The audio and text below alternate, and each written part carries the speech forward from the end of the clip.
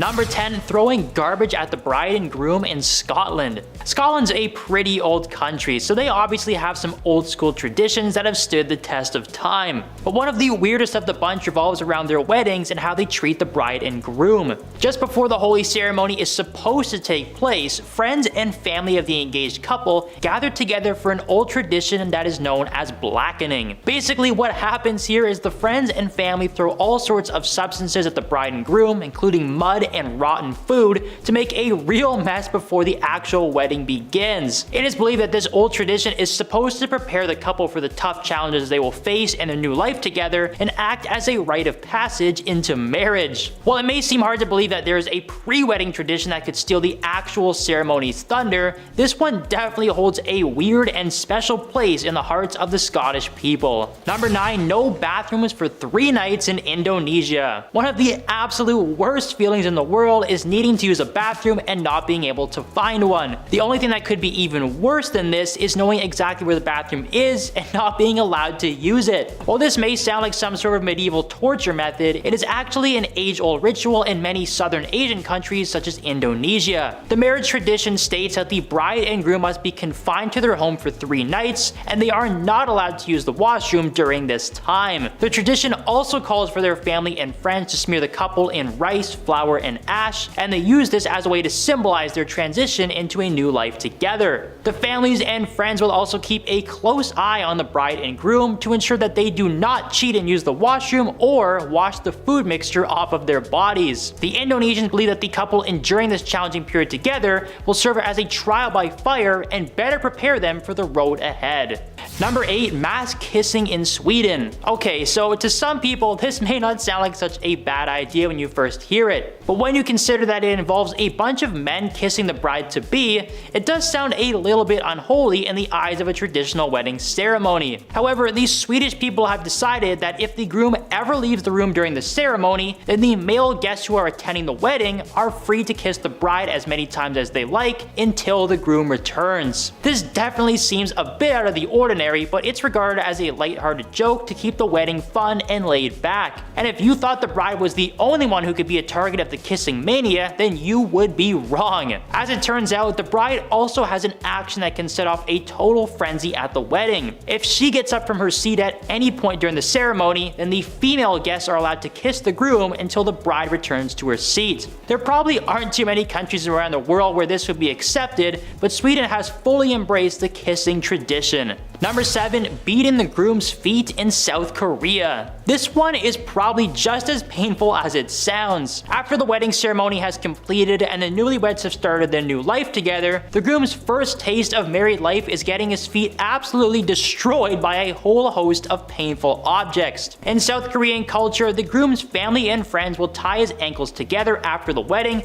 and hold him down on a table while they search for whatever items they can find to beat his feet with. The items can range from sticks and rods and even dried fish, and the groom must endure the painful ritual until the family and friends decide that they are satisfied. On top of that, the ones doing the beating will usually ask the groom some strange riddles and trivial questions to add a bit of a humorous twist to the bizarre ritual. The beating is supposed to be a way to test the groom's strength and character, and although it may have a lighthearted feel to it, there's no way the groom wouldn't be feeling the pain for a long time after it was all over. Number 6, carrying fire in South Africa. There are many interesting wedding traditions that take place in South Africa, but one of the oldest and wildest of the bunch is the fire carrying. This old South African tradition calls for the parents of the bride and the groom to bring fire to the home of the newlyweds. It must be pretty hard to transport a burning fire from house to house, but this tradition holds a special place in the heart of many South Africans and provides a blessing to the bride and the groom. The fire is meant to symbolize the coming together of the newlyweds and ignite the hearth in their new home. This is why it is important for the fire to be transported directly from their childhood homes by their own parents, because it will ensure that the family legacy is carried on for eternity. So while some people might think this is a little bit crazy and a bit of a fire hazard, it is an important South African tradition that will most likely last forever. Number 5, saws for the newlyweds in Germany. People can receive a ton of weird wedding gifts, but in Germany, it is a guarantee that the bride and the groom will receive a beautiful new saw. Yeah, a power tool might not seem like the most beautiful thing to receive on your wedding day, but this tool actually has a very important meaning when it comes to German weddings. It is actually tradition for the bride and groom to saw a massive log together following their wedding ceremony. And since it is a two-person saw and the couple needs to act together to cut the log in half, the challenge is meant to symbolize the strength of the new couple working together and prepare them for the challenges they will face in life. It's also key that the couple is still wearing their wedding attire during the log cutting, which means that those fancy tuxedos and dresses will be covered in wood chips after the ceremony is complete. Now, thankfully, the log cutting is pretty popular in Germany, so you shouldn't have any problems explaining the wood chips once it's time to return the rental attire. Number 4, stealing the groom's shoes in India. So in Korea, the groom has his shoes removed for a ceremonial foot beating, but in India, the groom's shoes are likely to be stolen altogether. While some people might think a burglar had broken into the wedding with a desire to steal the shoes, it turns out the real culprits are actually the bride's female friends. It's not really known how this bizarre prank started in the first place, but this is a fairly common and humorous tradition that occurs at Indian weddings. If the groom does not keep a watchful eye on his shoes before the ceremony takes place, there's a good chance they will go missing. The friends will hide the shoes from the groom, who has two options for getting them back. He can either go hunting for them himself and hope he finds them before the ceremony begins, or he can bribe the girls to tell him where they hid the shoes. Considering how embarrassing it would be to show up to your own wedding with no shoes on, your safest bet would probably be to just pay the girls immediately and find out where they hid the shoes. Number 3, the gift of teeth in Fiji. If that one sounds weird to you, that's because it is. Thankfully, it's not human teeth that are being gifted at weddings in Fiji, but it is actually a sperm whale tooth. Before a groom can even think about advancing to the wedding ceremony in this country, he must first ask permission from the father of the bride-to-be.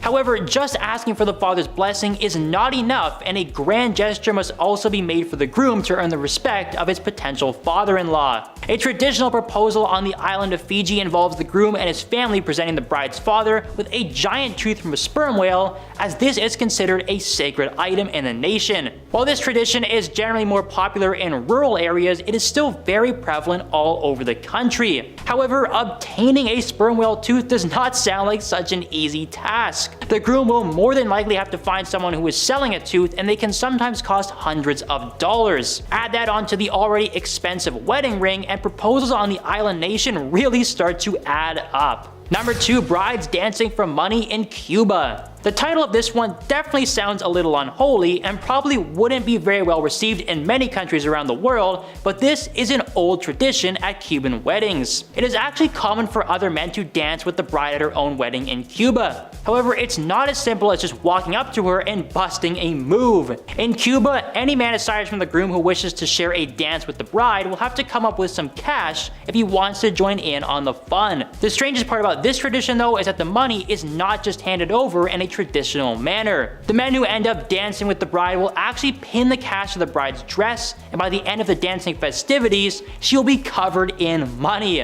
While it's pretty obvious to see why this might not look so good in other countries, the cash that the bride earns from the dancing directly supports the newlyweds' honeymoon plans. So it is actually in the best interest of the groom to encourage his friends to dance with his new wife on their special day. And at number 1, spitting on the bride in Kenya. Alright, now the money thing doesn't sound like such a weird idea. This is pretty much exactly what it sounds like, but the meaning behind it is actually very good. And instead of the bride having money pinned to her, Kenyans believe it is a blessing to have the father of the bride spit on her. This is a very old tradition in Kenya that dates all the way back to the early Maasai people, who believed that spitting on someone was a sign of respect. So in this case, the father of the bride spits on his own daughter to show his respect and congratulations for the start of her new married life. It's definitely interesting to see how different acts are treated around the world, because a foreigner who was attending a Kenyan wedding would probably think there was a terrible incident unfolding if they saw someone spit on the bride.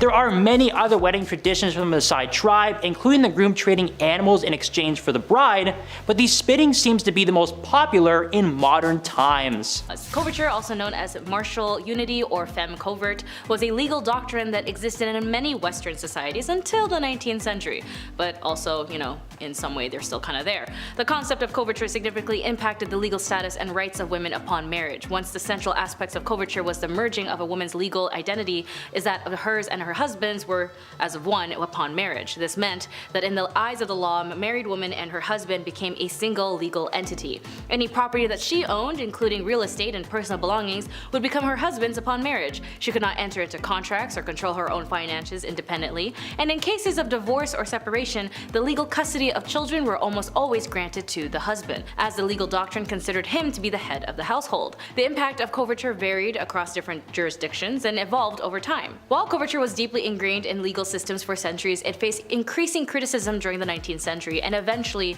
underwent reforms. The movement of women's rights, including the first wave of feminism, played a significant role in challenging and dismantling coverture laws. Number 9. Corset regulations. During the late 19th and early 20th century, there were instances of corset regulations in some regions. Particularly in the United States, these regulations were attempts to address concerns about women's health and their public morality and the potential impact of corsets on the female body. Some US states and cities enacted laws that specifically specified the maximum length of corsets. These regulations were aimed at preventing the creation of extremely long corsets, which were considered not only a fashion concern but also a potential health risk. Enforcing corset regulations proved challenging as it required monitoring and measuring women's undergarments, which were both impractical and invasive. Compliance was difficult to ensure, and these regulations were not universally followed or reinforced, as over time, societal attitudes towards women's fashions and health evolved, and the popularity of corsets waned. Ultimately, the decline of corsets in women's fashions was driven by challenging aesthetics, fashion preferences, and evolving views on women's health. Number 8. Anti-flirtation laws. Anti-flirtation laws were laws or ordinances that at various points in history sought to regulate or prohibit what was considered inappropriate or aggressive flirting behavior in public spaces. These laws were often subjective and reflecting societal norms and values about modesty, decency, and public conduct. The term anti-flirtation laws is commonly associated with the early 20th century in the United States. During this period, some cities enacted laws or regulations aimed at curbing what authorities deemed as inappropriate or unwanted flirtatious behavior. In some cases, though, anti-flirtation laws were actually presented as a measure to protect women from unwelcome advances or harassment. The laws were framed as a way to ensure that a woman could move through public spaces without facing unwanted attention. Enforcing anti-flirtation laws posed challenges, as the laws were vague and determining what constituted inappropriate flirting was inherently subjective. The laws were sometimes criticized for being overly intrusive and arbitrary. Anti-flirtation laws faced criticism from various quarters. Civil liberties advocates argued that such laws encroached upon individuals' rights to free expression and personal interactions. As societal attitudes became more permissive, the enforcement of these laws ended up becoming increasingly unattainable. Number 7. Unequal inheritance laws. Historically, many societies had laws governing inheritance that were unequal and discriminatory, favoring male heirs over female heirs. These laws, rooted in patriarchal norms, often restricted women's rights to inherit property, land, or other assets. Practice like primogeniture is a system of inheritance in which the firstborn son inherits the entire estate of the parents, as this practice excludes daughters and younger sons from inheriting significant portions of the family's wealth. The Borough English system was also a variant of primogeniture in which the youngest son inherited the family estate, while the elder sons received other forms of compensation. Like primogeniture, it disadvantaged daughters in terms of inheritance. While dower rights provided some protections for widows by granting them a portion of their husband's estate, they were often limited compared to the inheritance rights of sons. Dower rights varied, and in some cases widows received only a life interest in a portion of the estate. Over time, reform movements and challenges and changes in societal attitudes led to legal reforms aimed at addressing gender-based inequalities in inheritance. These reforms sought to ensure the daughters had equal rights to inherit all the family property, or whatever is in the will. Number 6. Restrictions on working hours. Restriction on hours for women were common in various parts of the world, often based in societal norms, gender roles, and concerns about women's well-being. These restrictions were part of the labor laws or social norms that limited the hours when women could work, the type of jobs that they could engage in, and in some cases the conditions under which they could work. Laws and regulations in many places historically imposed restrictions on the number of hours women could work in a day or a week. These restrictions were often based on the assumption that women needed protection and rest during their roles as caregivers in the family. Certain professions and industries that explicitly exclusions for women, limiting their participation based on perceived physical or emotional limitations. For example, some jurisdictions restricted women from working in certain heavy industries or underground mining. Over time, however, changes in social attitudes and evolving perceptions of gender roles contributed to the relaxation of restrictions on working hours for women. As the women's rights movement gained momentum, there was an increase in recognition of women's rights to work without undue restrictions. Number 5. Foot binding in China. Foot binding was a traditional practice in China that involved tightly binding the feet of young girls to prevent normal growth and create small, delicate feet. This practice, which lasted for centuries, had profound cultural, social, and physical implications. The origins of foot binding are not entirely clear, but it is believed to have emerged during the Song dynasty and became widespread during the Ming and Qing dynasty. Foot binding was considered a symbol of beauty and social status. Small bound feet were associated with feminine grace and delicacy, as it was seen as a mark of a woman's commitment to cultural norms and societal expectations. The bound foot had erotic connotations in Chinese culture, and the practice was linked to a concept of lotus feet. The process of foot binding was often fetishized, and the sight of a woman unbinding her feet was considered intimate. Ew. Social reformers, missionaries, and women's rights activists played a key role in campaigning against foot binding. The practice was finally officially banned in 1912 after the fall of the Qing dynasty, although it does still continue in some areas for a period. Number 4. Banning women on voting. Bans on women voting, also known as the women's suffrage restrictions, were historical practices that denied women the right to participate in political elections and vote. Such restrictions were widespread and persisted in various countries, such as much of history in the 19th and early 20th century saw the emergence of women's suffrage movements advocating for equal voting rights. Activists argue that women, like men, should have the right to participate in democratic processes.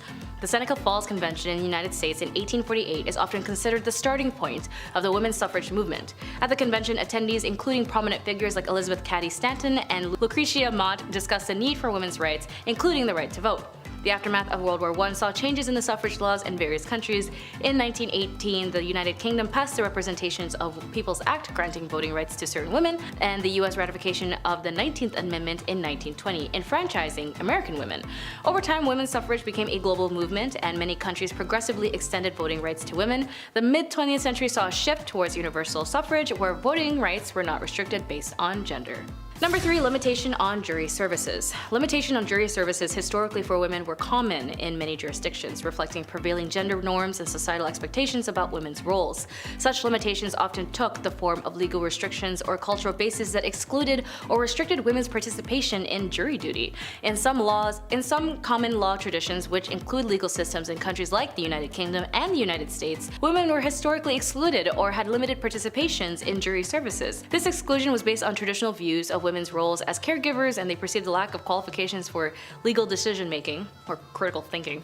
Women's rights advocates and suffragists challenged these exclusions, arguing that women were fully capable of serving as impartial jurors. In the 20th century, legal reforms aimed at dismantling gender-based barriers began to take effect. Legal challenges based on the principle of equal protection under the laws played a role in striking down gender-based exclusions. Courts began to recognize that excluding women from jury service solely based on their gender violated principles of equality and fairness. Despite legal reforms, challenges relating to gender-based biases in jury selections and other systematic issues persist. Efforts continue to address barriers to equal representation on jurors and to ensure diversity and fairness in the judicial system. Number 2. Modesty laws.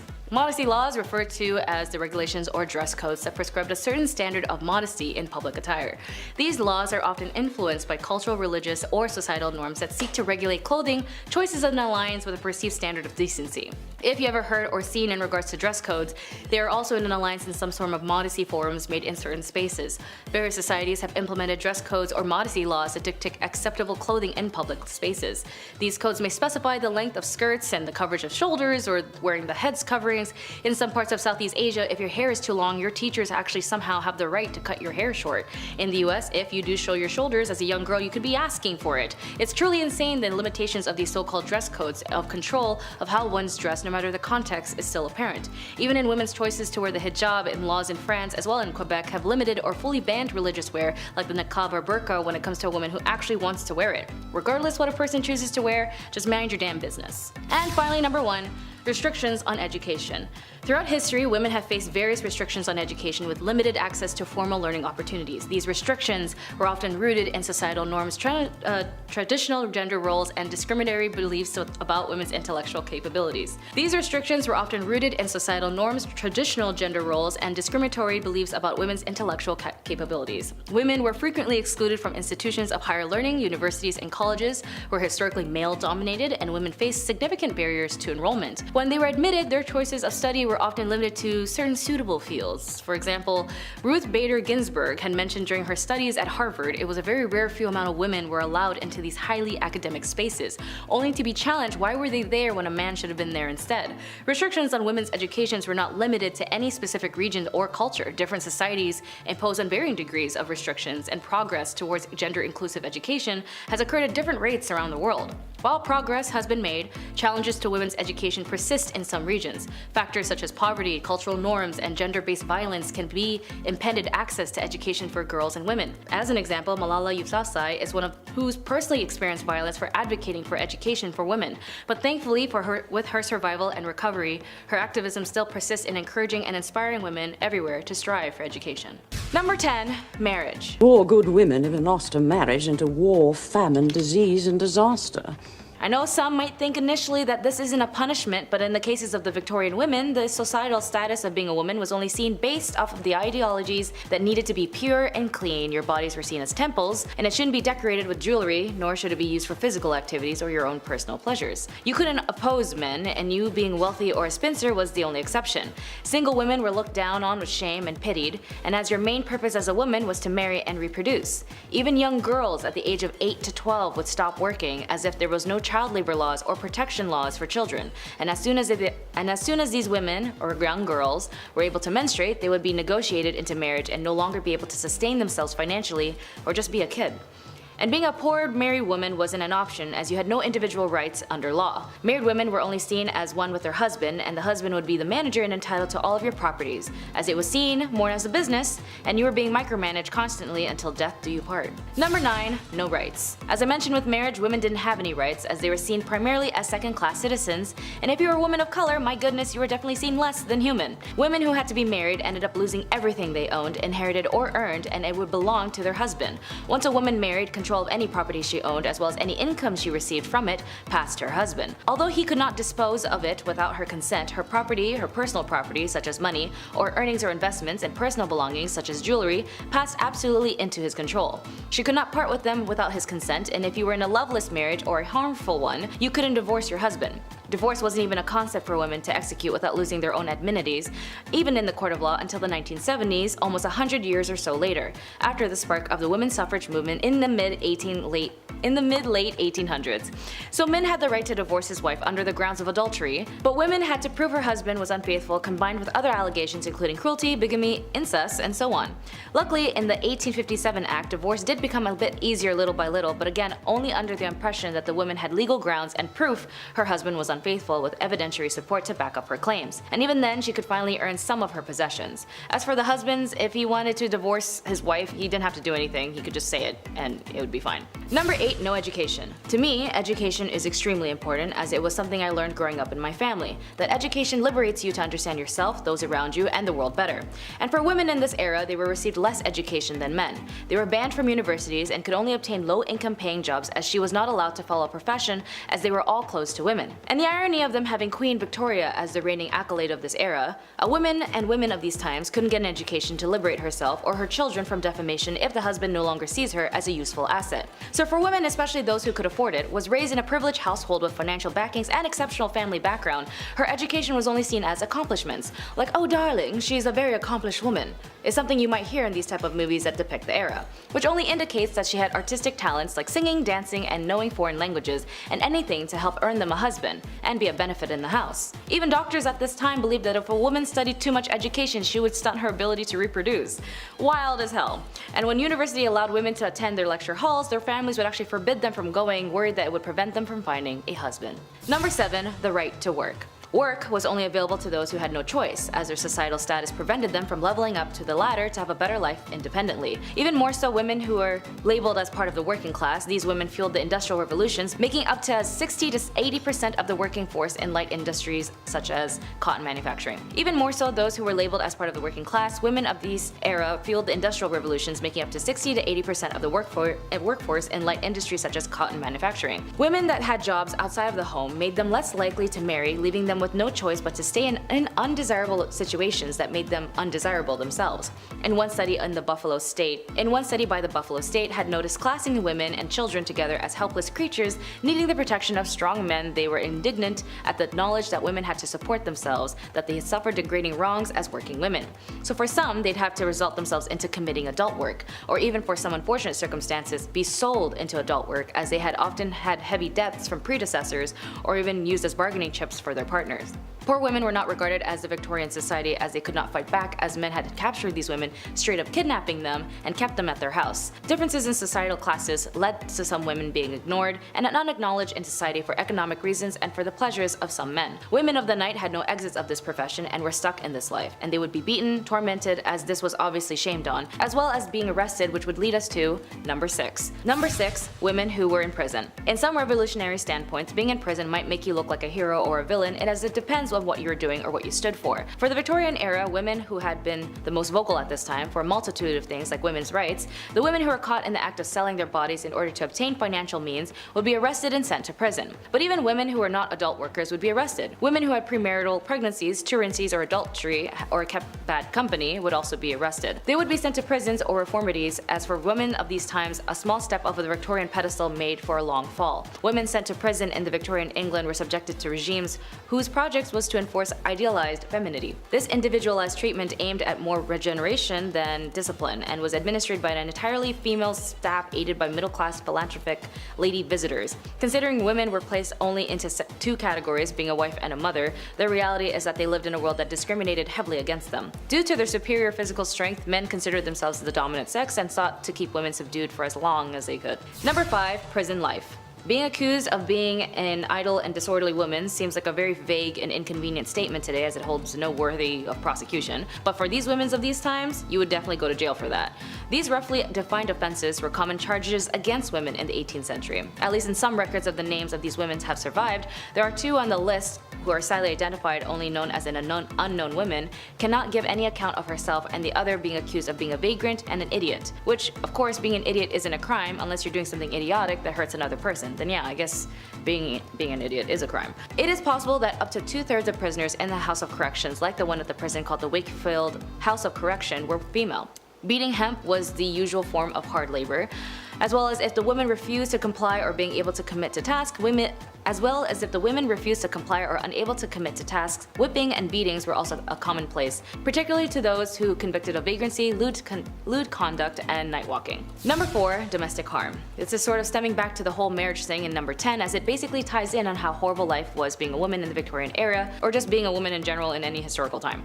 With these sacrifices and determinations of these women, as they ensured the women like me were able to gain access slowly but surely to equal rights, but sadly when it comes to marriage for some of these women, they're also at risk of being in harmful relationships that were extremely normalized at the time. Violence against women and the lack of protection was common, as there were no laws for the physical violations they had to endure. After all, when you got married, everything you owned belonged to your husband, and so did your body, with or without consent. Domestic violence was an issue that captivated the Victorian imagination due to the unprecedented visibility that domestic harm began to receive in the press and the emergence of an ongoing debate during the 1840s and the 1850s. Domestic violence was an issue that captivated the Victorian imagination due to the unprecedented visibility that domestic harm began to receive in the press and the emergence of an ongoing debate during the 1840s and 1850s about the domestic harm and other marriage issues that affected women. Like all laws that slowly opened gateways to other clauses, the 1828 Offences Act that targets working class violence helped a cultural shift on the subject, and domestic violence became a topic to the public. Number 3, the angel of the house. or the angel in the house. When it came to the liberation, it all stemmed with the women's rights groups fought for equality and over time made strides in attaining rights and privileges. However, many Victorian women endured their husband's control and even cruelty, including sensual violence, verbal abuse, and economic deprivation. And there's no way out of it, as it got worse as a man named Coventry Patmore published a book called Angel in the House. It consisted of poems and the ideal Victorian marriage, and although it came from a place of grief at the loss of his first wife, the book had suddenly become a staple in women's behaviors in marriages and then became a standard of their status. A woman's proper role was to love, honor, and obey her husband. As her marriage vows stated, a wife's place in the family hierarchy was secondary to her husband but far from being considered unimportant. A wife's duty to tend to her husband and properly raise her children were considered crucial cornerstones of social stability by the Victorians. Representations of ideal wives were abundant in Victorian culture, providing women of their role models, and the Victorian ideal of the tirelessly patient, sacrificing wife is what depicted the angel in the house. And for these middle-class women, mimicking the angel in the house gave them more opportunities to find a successful match in marriage. Number 2, the House General. The House General, in a term coined in 1861 by Isabella Beeton in her influential manual, Mrs. Beeton's Book of Household Management, because for women they needed a manual on how to be a good wife, a good woman, and a good so on and so forth. Here she explained that the mistress of the house is comparable to the commander of an army or the leader of an enterprise. To run a respectful household and secure the happiness and comfort and well-being of her family, she must perform her duties intellectually and thoroughly. For example, she had to organize, delegate, and instruct her servants, which was not an easy task as many of them were not reliable. Isabella Beeton's upper-class readers may also have a large complement of domestics, a staff requiring supervisions by mistress of the house. Beeton's advised her readers to maintain a housekeeping account book to track spending. She recommends entries and checking the balance monthly, but also keep in mind this is the same lady who told people to put borax in bread to save money. This may not seem like a big punishment for some viewers, but if you were told that you needed a manual to how to live your life so you wouldn't be kicked out of society, that's not something that's a preference today, is it? And number 1, asylum. Now, if you're a woman who was out of the realms and just didn't want to be part of society like everyone else, maybe just suffered a series of mental health issues or even just looked ugly, you might find yourself in an asylum. They had such ridiculous reasons to lock up a woman, as I mentioned in the prison section on this list. From being a vagrant, disorderly, or whatever the case was, you'd go to prison, or even more so, to the asylum. For some families, if they just didn't know what to do with you, they just toss you into the asylum for not being complicit. In an investigation by a very passionate and amazing writer named Nellie Bly, she had experienced firsthand on the field of the mistreatments, the devastating conditions, and harm patients had to endure. In her report published in 1887 and later published in the book 10 Days in the Madhouse, it caused such a sensation it prompted the asylum to implement reforms and shed the light on the significant impact on American culture. Anyways, being a woman was tough as hell in the Victorian era, but with their determination for the right to vote, the women's suffrage movement that enforced lawmakers to ensure them to obtain sustainability today is the reason why there are so many genuinely incredible women who are able to become who they want to be. And it is important to note, those who do not know how to look back at where they came from will never get to their destination. So be sure to read up and learn a lot. After all, the answer in our future is laid dormant in our past. Number 10, drowning. Drowning as a form of punishment was not a common practice in ancient Egypt, at least as far as historical records and archaeological evidence indicate. The ancient Egyptians had a legal system with various forms of punishment, but the various methods were typically less severe than drowning. But in records of the Code of Hammurabi, which was one of the oldest and known legal codes in human history, it provided a comprehensive set of laws covering a wide range of aspects of daily life, including civil, criminal, and commercial matters. One of the most famous aspects of the code is the principle of an eye for an eye, a tooth for a tooth, which laid out specific punishments for various offenses. Mentioning drowning if there was adultery with a neighbor's wife, or if you had intimate relations with your daughter-in-law, more or less these punishments would go both ways, but interestingly enough, the laws depended on the person. Number 9, disinheritance. In ancient Egypt, inheritance and property rights were complex and evolved over time, with some variations depending on the specific period and social status of individuals. Generally, women did have rights to inherit property, but there was significant differences between men and women in terms of inheritance. During the early dynastic periods, women had relatively more rights and they could inherit and own property. However, as the society became more stratified and centralized with the rise of the pharaonic state, inheritance laws became in favor more for males. By the time of the Middle Kingdom, women's rights to property and inheritance were gradually eroded. Property, especially land, was usually passed from father to son. Women could gain property through marriage contracts, dowries, or gifts, which they could then pass on to their children. But if they lose their inheritance, so do their children. Thankfully, there was legitimate ways of structuring a will, making unequal distributions of disinheriting a person so to minimize challenges which do not involve corporal punishment. These include a gift conditional upon the recipient not challenging the will, a no contest clause, diverting assets outside the will by writing a life insurance policy into trust, or passing assets through the will to a secret trust. Number 8. Banishment. In ancient Egypt, as in many ancient societies, the legal system was complex and the punishment for various offenses could vary depending on factors such as the severity of the crime, the societal status of an individual involved, and the time period in question. Banishment was one possible punishment, but it was not the common form of punishment. Banishment in ancient Egypt was being expelled from a community or city was generally used for serious offenses or crimes. It was a severe punishment because it meant the individual was cut off from their community and likely left to fend for themselves in the harsh environment outside settled areas. And for women, it was typically a rare occurrence as the legal system in ancient Egypt was based on the code of law that changed over time, and evidence suggests that women could be subjected to various forms of punishments for their crimes, including banishment. Number 7. Punishment. More commonly, punishments for women in ancient Egypt might have included fines, corporal punishments, or forced labor. For serious crimes, especially those that threatened the social order or involved treason, more severe punishments like execution might be applied, but in some cases for less serious offenses, women might be required to pay fines. These fines could be in the form of money, goods, or livestock. Women, particularly those of lower social status, could be sentenced to perform labor as a form of punishment. This might involve agriculture work, construction, or other forms of manual labor. Depending on the nature of the offense, a woman's property or belongings could be confiscated as a form of punishment. As mentioned earlier, banishment was a possible punishment for serious offenses. Number 6. Beatings. In ancient Egypt, like in many ancient societies, corporal punishment, including beatings, could be a form of punishment for women, particularly for offenses that were considered serious or morally reprehensible according to the prevailing nature and culture and legal norms. It's important to note that the application of punishment varied depending on factors such as societal status and specific time period and the region within ancient Egypt. Corporal punishments such as whipping, beating, or other forms of physical punishment could be administered for various offenses. This might be more common for crimes like theft or adultery. Examples would be like switches, flexible branches, or vines could have been used for beatings. They would be capable of inflicting pain without causing severe injury, as wooden paddles with a flat surface could also be used for beating as well. They would also have been effective in delivering blows to specific areas of the body, and the simplest form of beating would be involved with the hands and fists. This method would also be easily accessible and wouldn't have to require any specialized tools, as well as whips, sticks, and rods. Number 5. Strangulation. Now for the more morbid section on this list, although stoning may seem like a common thing in this era as a form of capital punishment, whereas an individual is pelted with stones until death actually was not common associated with ancient Egyptian legal practices based on available historical and archaeological evidence. The primary method of execution in ancient Egypt was typically strangulation or impalement. Stoning as a form of capital punishment is more commonly associated with other ancient cultures in the region, such as ancient Mesopotamia or parts of the Levant. In these societies, stoning was indeed known as a form of capital punishment for various offenses, including adultery. Strangulation was one of the most common methods of execution in ancient Egypt.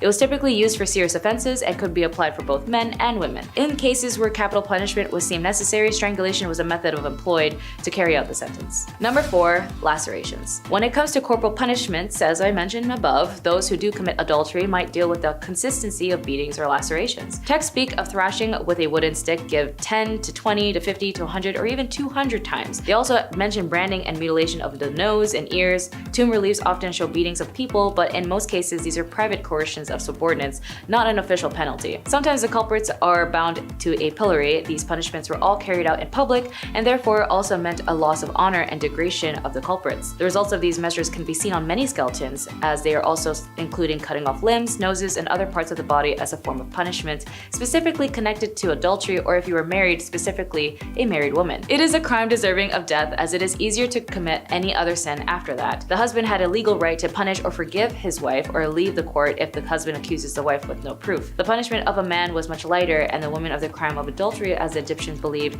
that offense falls primarily in the hands of the woman, while the women would be killed as the men would severe just 1,000 blows. Number 3. Burning alive. Referring back to the Code of Hammurabi, the code was enlisted under the morals and the laws in ancient Egypt and Babylon. When it came to intimate relationships with your close family, you'd be subjected subjected to many listed punishments, as in dealing with seduction or physically harming someone intimately. The Hammurabi inflicts the penalty of burning if you were to have a physical intimacy with your mother, but since this was ancient Egypt, unless you were a royal who needed to pull an Oedipus complex to maintain your rule and connection to the monarch position, it wasn't something looked down on but normalized. As this is a civilization that needed a monarch rule at all times to guide the nation, but it is good to note that it was a typical Western interpretation that this era was prone to burning alive people, when the irony was that the Europeans burning women, being witches, or even more heresy, were more burned. Number 2, head be gone. The ancient Egyptians set harsh punishments for those accused of treason or corruption. The death penalty was usually applied by impalement, thumping, or a 100-fold fine, and this applied to both men and women. The decree also referred to the death penalty for someone who steals an animal belonging to the temple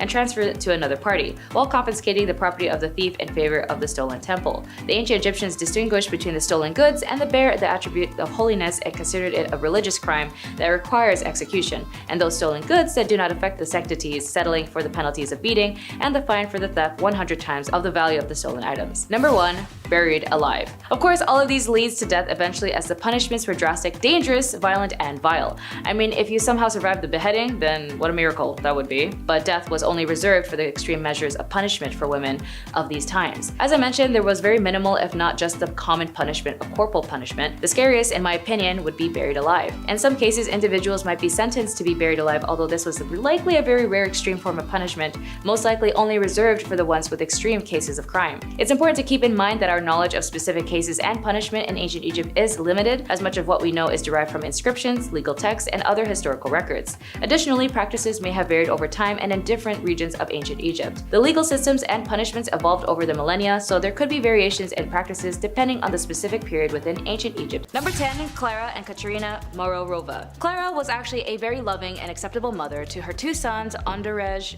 and Jacob, where they would take trips and summer camps, and she would play with her sons all the time. It wasn't until a new child entered their home by the name of Annika, and Clara and her sister Katerina were part of a cult named the Grail Movement. When Annika came into the picture, it was under the support of Katerina and Clara's sister, where she was told by Katerina that Annika was a 13-year-old who escaped from a trafficking gang that had physically harmed her. Annika was also apparently very sick and suffered many illnesses, which gained Clara's sympathy. Clara wanted to adopt Annika after bonding with her so quickly, and even had a mystery doctor tell her how to take care of Annika. This same doctor told Clara that her sons were a problem and needed to be cured from their evil spirits. It was then Clara would do an affluent amount of violating and harmful things to her biological sons, like shock therapy, making them eat their own flesh, dunk their heads in water, as well as invite others to her cult to do the same. Annika would also lie to make the aggression towards the boys even worse. It was until a man named Edward had a CCTV camera for his newborn baby when Clara was caught in the act. Clara and her sisters were caught, and it turns out Annika was actually a 33-year-old woman posing as a 13-year-old named Barbara, who had a disease that made her look younger than she actually was. She was eventually arrested as well, which, if you've seen the movie Orphan, it's actually based where this was from. Clara got 9 years in prison, and her sister got 10 years, since her sister Katerina actually knew who Barbara was the whole time. Number 9, Cordelia Botkins. However you were in your relationships or affairs, be aware of ex-lovers who might never want to let you go. Cordelia met her lover, a highly regarded reporter, John Preston Dunning, when he was bicycling in San Francisco. At that point, she was 41 years old, 9 years his senior, and although they were already married to their own partners, John was very smitten by Cordelia. John eventually was left by his wife, who discovered the infidelity, but for Cordelia, her husband was pretty cool with it. John also had issues with gambling debts, and he was let go from his job because he was a heavy drinker, so he had to move in with Botkins' hotel. Their affair lasted for about 3 years, but ended when John was rehired to cover the Spanish-American War. When he left San Fran, he told Cordelia, "Baby girl, I am not coming back," and he even reconciled with his wife because he was leaving for Cuba, where he helped survivors of the Spanish battleships during the Battle of Santiago de Cuba. Cordelia, however, didn't care for this and wanted him back, so she sent anonymous letters to his wife Elizabeth detailing her husband's affairs. Unfortunately, it got worse when Elizabeth opened a box of candies addressed to her and her sister with the words, "With love to yourself and baby,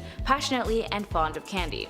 Elizabeth and her older sister died from arsenic poisoning, and their father was able to decipher their handwriting from the previous letters to Cordelia, and Cordelia went to life imprisonment. Number 8, Mary Sue Hubbard. It was always in the 1950s where a lot of crap happened that led us to the chaos we know today. And for Mary Sue Hubbard, she is also known as the wife of the founder of Church of Scientology, Ron Hubbard. She was sentenced in the federal court in the 1980s to 4 years in prison for her role in the conspiracy to plant church spies in government agencies, steal government documents, and bug at least one government meeting. She told US 4th District Judge Norma Holloway Johnson that she sincerely and publicly apologized for her actions. Johnson ordered Hubbard, who had been freed pending appeal for her 1979 conviction in the case, to turn herself into the federal officials in 3 weeks, to begin serving her sentence. Hubbard, who lived in Los Angeles at the time, was the last of 11 church leaders who were indicted in the conspiracy in August 1978 to go to prison. The indictments came after the FBI raided the church headquarters back then in Los Angeles in 1977, and the raids were said to be the largest ever conducted by the FBI at the time.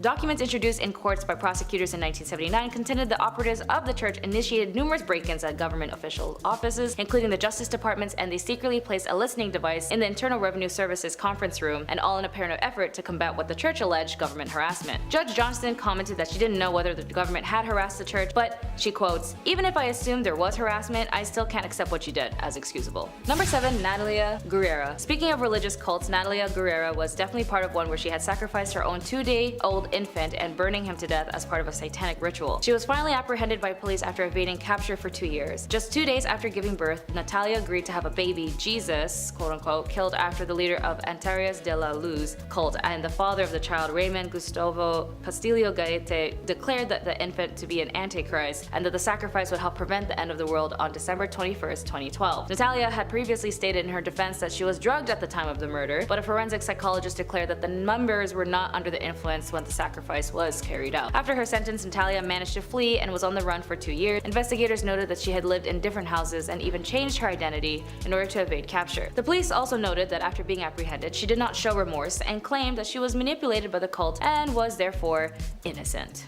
Number 6. Eileen Wuornos. Eileen Wuornos was a convicted serial killer as she targeted only men as an adult worker. She had up to 7 victims and would target specifically motorists, men who would meet her on the road as she acted as a hitchhiker. She was incarcerated at the Florida Department of Corrections BCI death row for women, and she tried to appeal to the US Supreme Court, which was later denied. At that point, she dismissed her legal counsel and terminated all pending appeals. She then would go off to say, in quotes, "I killed those men, I robbed them as cold as ice, and I'd do it again. There is no chance in keeping me alive or anything because I'll kill again, and I hate crawling through my system. I am so sick of hearing this she's crazy stuff. I've been evaluated so many times, I'm competent, sane, and I'm trying to tell the truth. I'm the one who seriously hates human life and would kill again." After extreme mistreatment she suffered while imprisoned and the inhumane management given to her by the officers, in her final interview she expressed to the media in quote, "You sabotaged me, society, and the cops, and the system. An attacked woman got executed and was used for books and movies and so on. Her final on-camera words were, 'Thanks a lot, society, for railroading my ass.' She was later executed by lethal injection." Number 5. Patricia Krenwinkel. As of 2022, Patricia Krenwinkel, now 74, was convicted of 7 counts of first degree in August 1969 for the Manson family attacks that left 7 people dead. She was also known as the Manson Girl when she was arrested in Mobile, Alabama. It was during the summer of 1969 where Charles Manson ordered his members to end the lives of 7 people in Los Angeles, including actress Sharon Tate. During the trial, Patricia's trial's attorney, Paul Fitzgerald, suggested that although her fingerprints were found inside the Tate home, she might have been an invited guest or friend. Seemingly unfazed by the possibility of a guilt verdict and a death sentence, Patricia reported spent much of the trial drawing doodles of devils and other satanic figures. All during the trial, she remained loyal to the Mansons and the family. Demonstrated of this unity included walking hand in hand with Atkins and Van Houten, singing songs written by Manson, as well as shaving their heads and carving a giant X on their foreheads.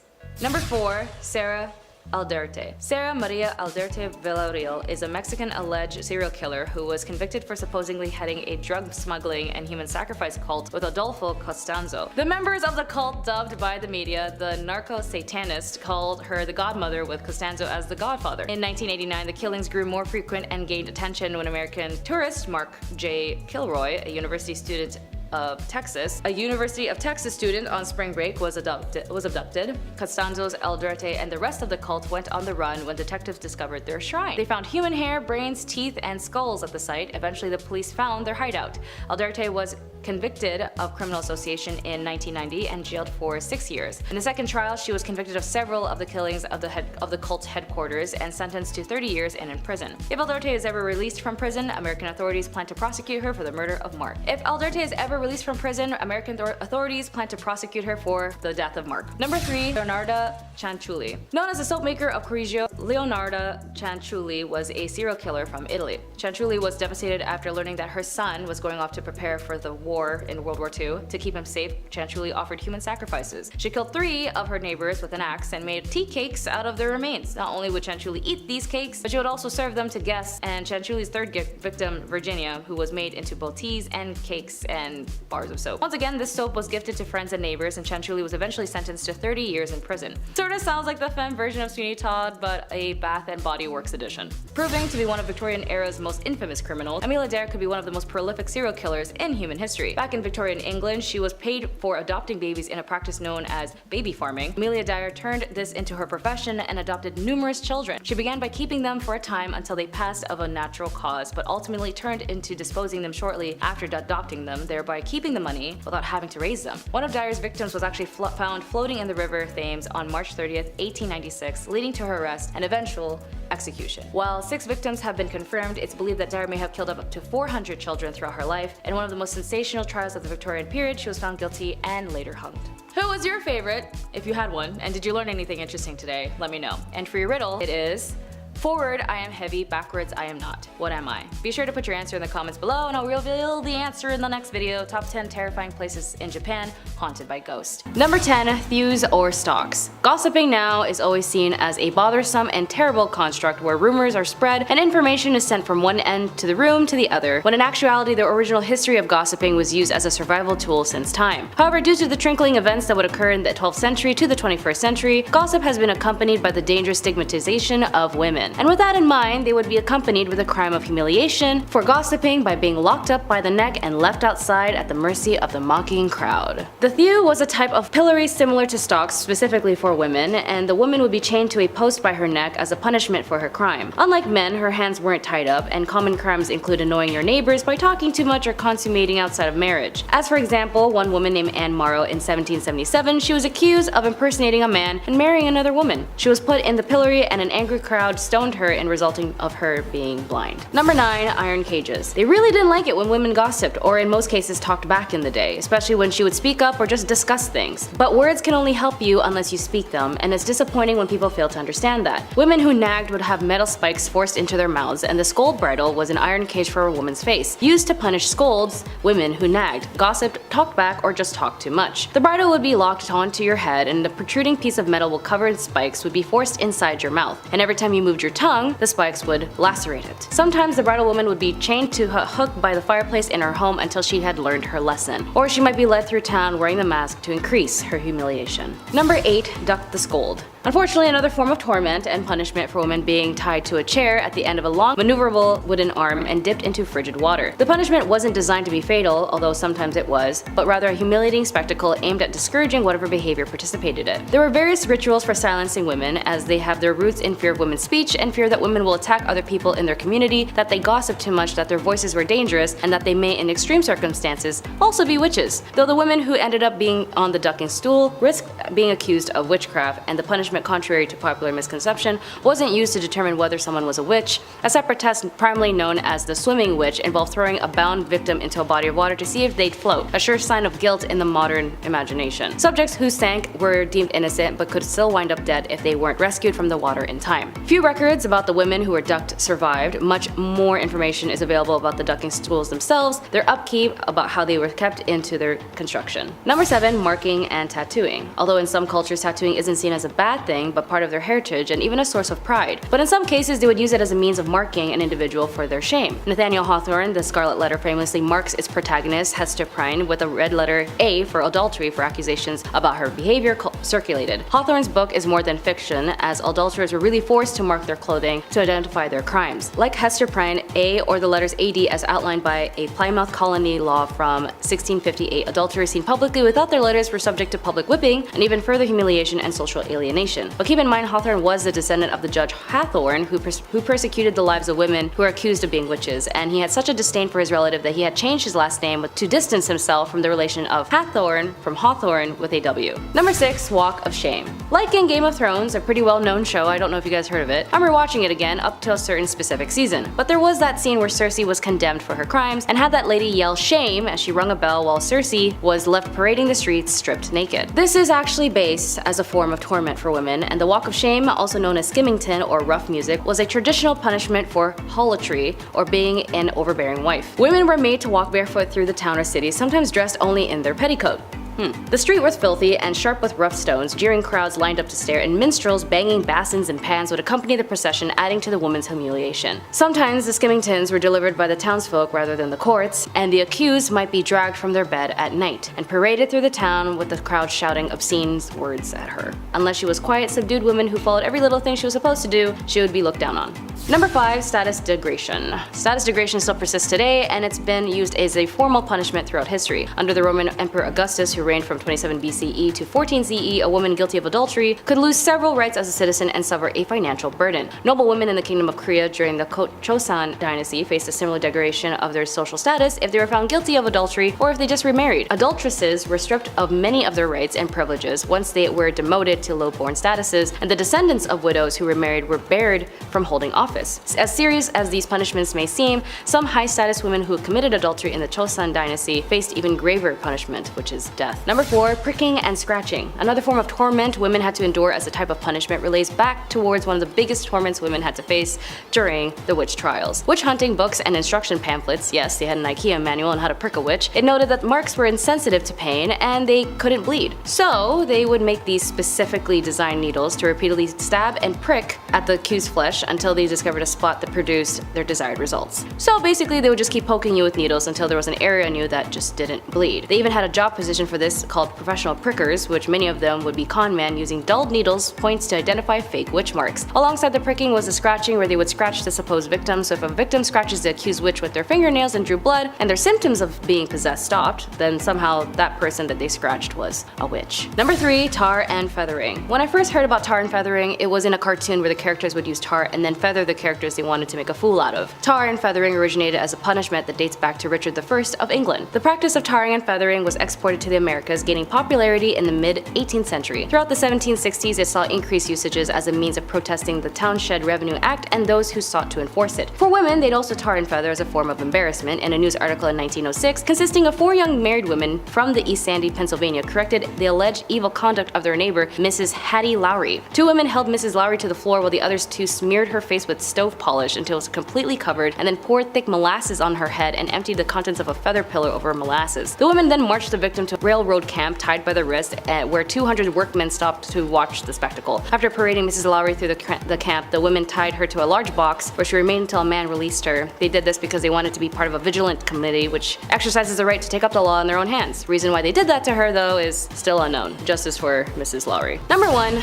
Burnt to death. Although it is noted that the most famous form of torment and method of getting rid of a witch was to burn her or burn them by the stake, but this was more common in Europe during the very early 1300s to the end of the 17th century. In England and most of their colonies, the witch trials would go on like every other crime, and when someone was convicted of witchcraft, typically they would be hanged. But with the burning alive, that was more specifically used in Europe, especially in Scotland. Women accused of witchcraft and communing with the devil would be burnt, but it was also a common punishment for treason or heresy. A woman might have her limbs covered in tar, as well as being made to wear a tar-soaked dress and bonnet, and she would then be tied up by the neck on a barrel and the fire would be lit. She would be simultaneously burnt and hung in a blazing inferno, or they wouldn't bother to hang her, instead placing a bundle of twigs around her feet so she would be consumed in a sheet of fire and burnt alive. Notably, another famous person who was also in this unfortunate spectacle was Joan of Arc. Satan's ladies.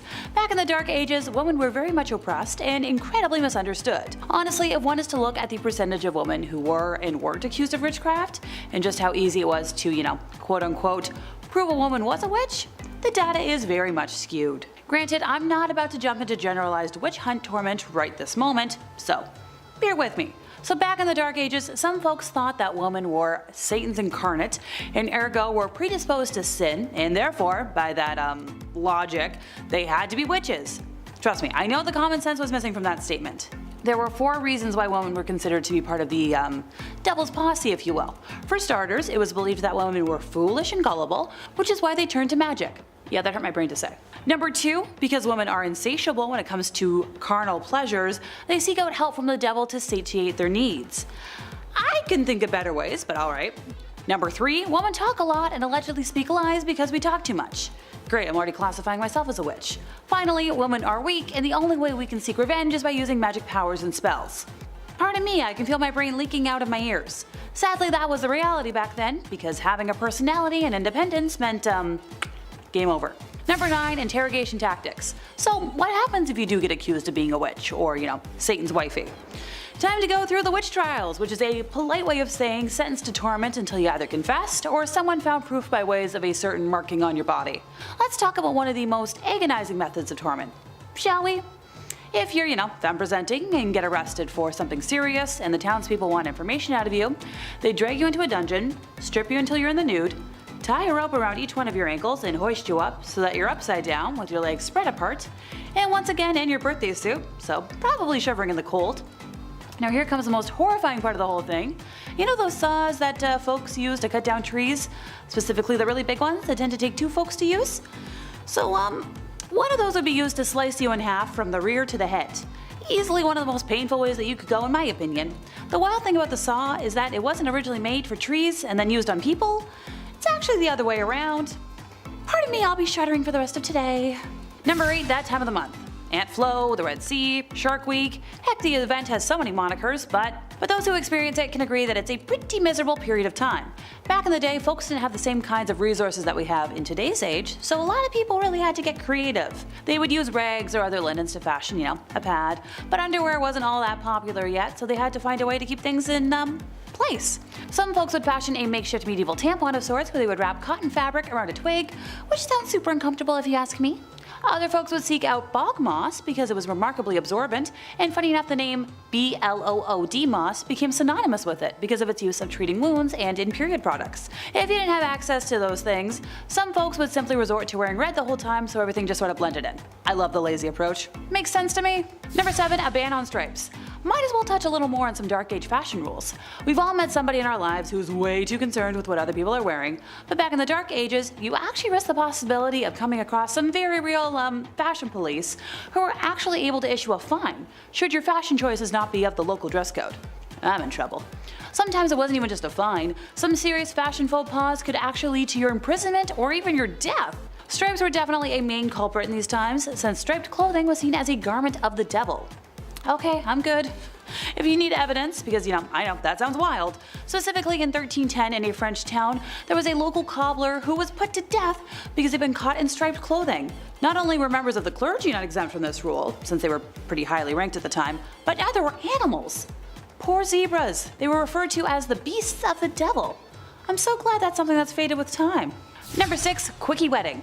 I'm sure we all know at least one couple that got married way too quickly in our opinion, but thankfully in today's modern age, it's relatively painless to end that, if things go bad. Heck, drive-through wedding chapels are a thing nowadays and have been for quite some time. Well, so marriage in the dark ages was quick and easy, but also kind of difficult to prove. If you and your loved one really wanted to get married, all you had to do was say, "We're married," and then, it's legal. Of course, this led to a whole pile of spur-of-the-moment type marriages, especially considering how schmex before marriage was widely condemned at the time. While I'm sure many people who are divorced would have preferred if their marriages were this easy, this led to people, of course, taking advantage of this difficult-to-prove thing. Women, in particular, were at risk of getting hitched to a man who might want to take you as his wife for the night, but then the following day, after getting what he wants, he'd deny ever agreeing to the union y'all had. This is why many women tried to get at least one witness to the union, just in case. Nowadays, I believe at least 2 witnesses are needed for the marriage certificate, but feel free to correct me if I'm wrong. Number 5, an uncommon plague. I know, no one wants to hear about a plague ever again after recent history, but I promise, this one isn't your typical version. The Dancing Plague of 1518, or Dance Epidemic of 1518, was a case of dancing mania that occurred in what is now known as France, from July of 1518 to September. The outbreak began when a woman by the name of Fro Trophea began to dance fervently in the street for a week straight. Oh, my poor ankles. Soon, 3 dozen others joined in on the dancing chaos, with the plague claiming 400 victims by August. By early September, the outbreak began to subside as the dancers were sent to a mountain shrine to pray for absolution. Guess we found our Ritualistic inspiration. It's unsure just how many, but a small number of victims actually did pass from this epidemic, which is wild. Historical documents, including physician notes, cathedral sermons, local and regional chronicles, and even notes issued by the city council are clear that the victims danced, but nobody knows why. There are many theories behind the phenomenon, the most popular being stress-induced mass hysteria. Other theories include ergot and religious explanations. It'd be interesting to see if this ever pops up again in modern times with how stress levels are these days. Hey look, sometimes a girl just wants a flash dance moment without judgment, okay? Number 3. Toothworms. So dentists weren't common in the Dark Ages, but barbers were, and wound up being a one-stop shop for quite a few different services. This guy did it all. Cavity, toothaches, teeth worms, you name it, or in a lot of cases, pull it. Barbers were responsible for cutting hair, pulling teeth, red fluid letting, your classic 3-in-1 appointment. So much more efficient than the silly 2-in-1 shampoo and conditioner combos we have today. This was like the peak of efficiency. Instead of brushing your teeth with tooth tunes, back then you'd rub your teeth and gums with a rough linen. A few recipes have been discovered for pastes and powders to freshen breath, otherwise you were looking at less and less teeth as time went on. As a society, we've gone from powdered charcoal to charcoal toothpaste, which is kinda neat. As time went on, mouthwashes were made from herbs and spices steeped in wine or vinegar and guaranteed fresh breath, but I'll stick with my crust and mouthwash. Thanks! Number 2, no pleasure during procreation. Now, some of you watching might know all about the hanky-panky, and some of you might not. But regardless, you probably know that people do it for fun more than they tend to do it to create a descendant. That's why we as a society have invented things like condoms. Because trying for a spawn is only fun when you really want to. And you shouldn't have to worry about, knocking boots and accidentally creating life. But back in the Dark Ages, there was a law that you were not allowed to get down and dirty unless it was for the purpose of, have an offspring. And you weren't allowed to experience any kind of pleasure when you were doing it, even if it was for the purpose of creating new life. It's like telling somebody to eat food, but you're not allowed to taste anything or enjoy your food. I believe it was one of those rules that people claimed came from God and used for their own uppity bias. There's plenty of those still in place today that I'm constantly rolling my eyes at, but this isn't the time or place for my venting. Thankfully nowadays most folks understand that coitus can be for pleasure and fun, and not just spawning new lives. Have fun safely, folks. Number 1, no cheating. So if you were a man back in the Dark Ages and you got caught having an affair, you'd have to pay a fine, so big whoop. But if you were a woman, like everything else on our list, it was so much worse. Back in the Dark Ages, women were punished with a situation worse than death in, my opinion. Frederick II used to punish adulterers by using rhinotomy, which is the removal of one's, nose. The whole point of this was to make the victim unattractive, but from a needing to breathe point, it would also shorten one's already short lifespan.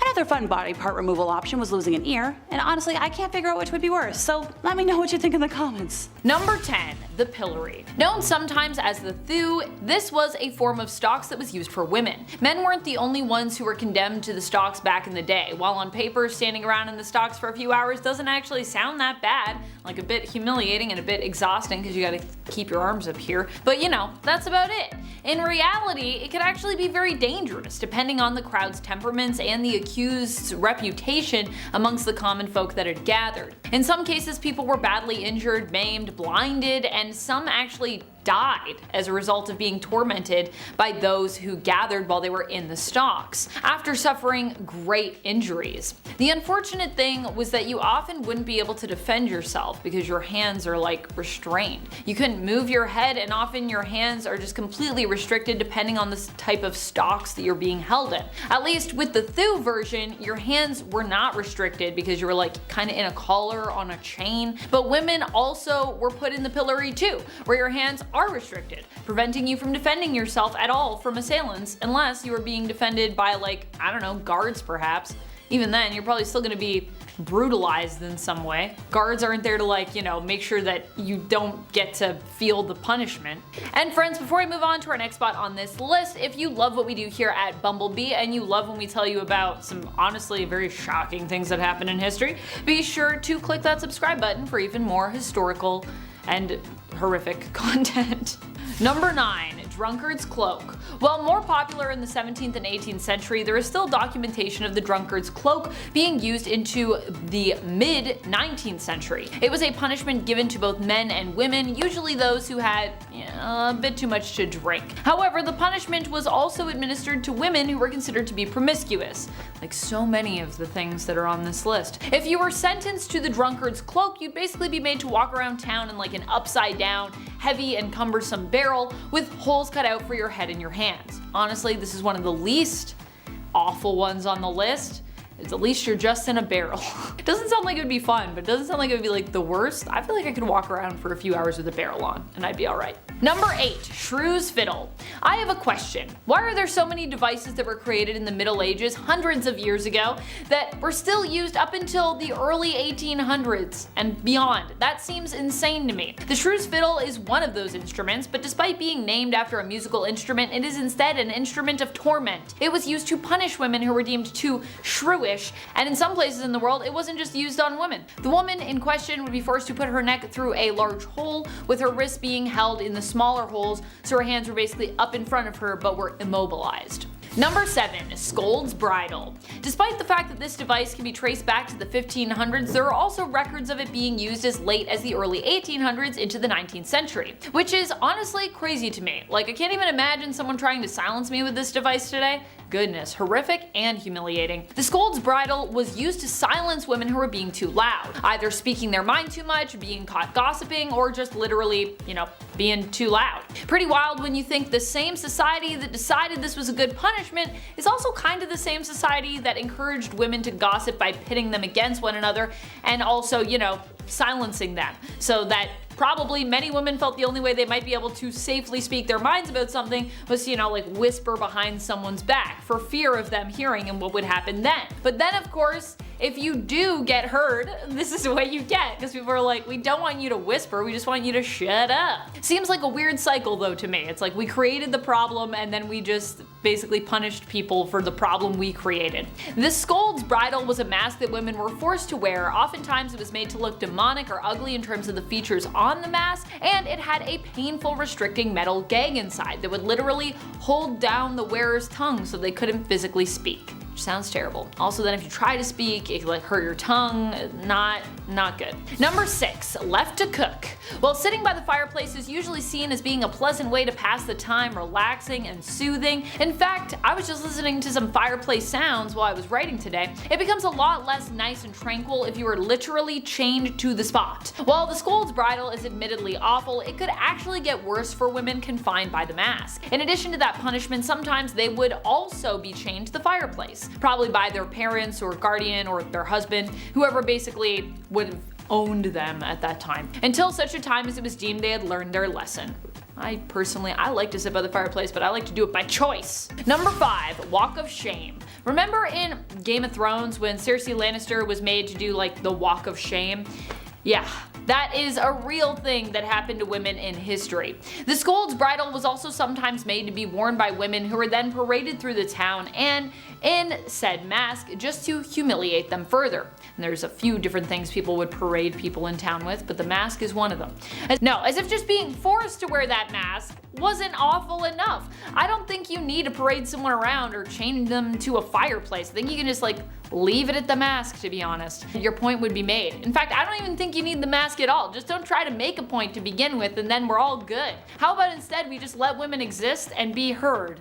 Just a thought from a woman who's living in 2023, ye old past. Talking to you, past, back there. Yikes.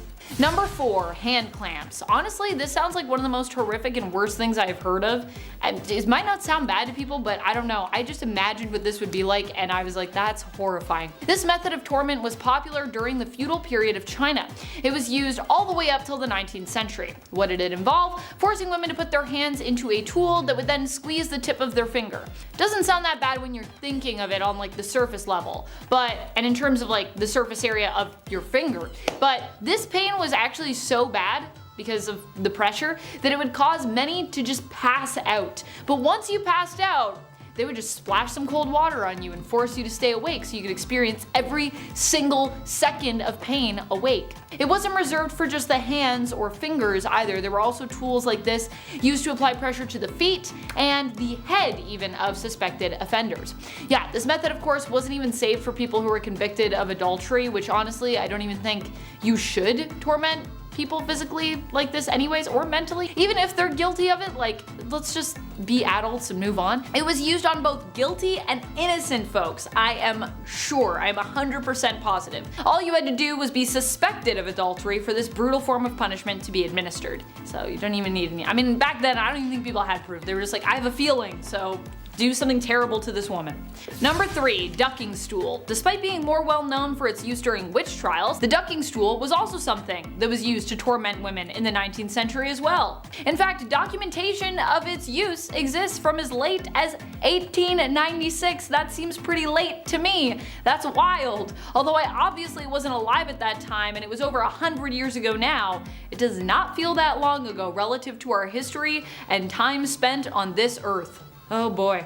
A ducking stool was basically a chair, a variation of another stool type used to humiliate people. However, in the case of the ducking stool, you were more than humiliated, you could actually die. Women would be tied to the ducking stool, basically a chair, and then lowered into the water. During the witch trials, this was one of the methods used to discern witches from innocent women. The problem being that witches would apparently survive the process thanks to their wily powers, whereas women would be proclaimed innocent if they could not float, swim, or survive this process, meaning that many that were then deemed innocent wouldn't survive the ducking process. So it seems like a flawed way to test that, you know what I mean? Like if someone's innocent, I feel like they shouldn't end up dead, but I don't know. Only the witches get to live, and even then they don't get to live. No one gets to live. Are you a woman? No life for you. Sorry.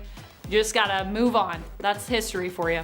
Number 2, foot binding. While not a punishment for any misdeed, foot binding was a cultural practice that has often been tied to sexist ideals for women that were created not necessarily by them, but by society at large. The idea with foot binding was to break the bones of young girls' feet so that their feet could be shaped into a small and dainty size. From a young age, their feet were broken, bound, and conditioned so that they would be and remain small into adulthood. While no longer something practiced today, foot binding is an ancient practice that is believed to have originated somewhere around the 10th century. The decline began, though, around the mid-19th century. That's 9 centuries of foot binding, after questions were raised about the practice in the 18th century.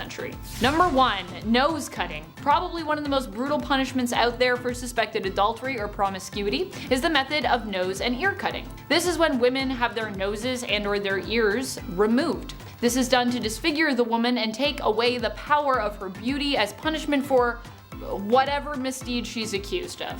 In many cases, women have been punished in this way without even actually being proven to have done anything that is even deemed wrong by whatever moral code you're subscribing to, by whatever whack moral code you are subscribing to. Some women have even been punished this way simply for defending or protecting themselves or others. Typically, nose cutting is reserved as a punishment for women.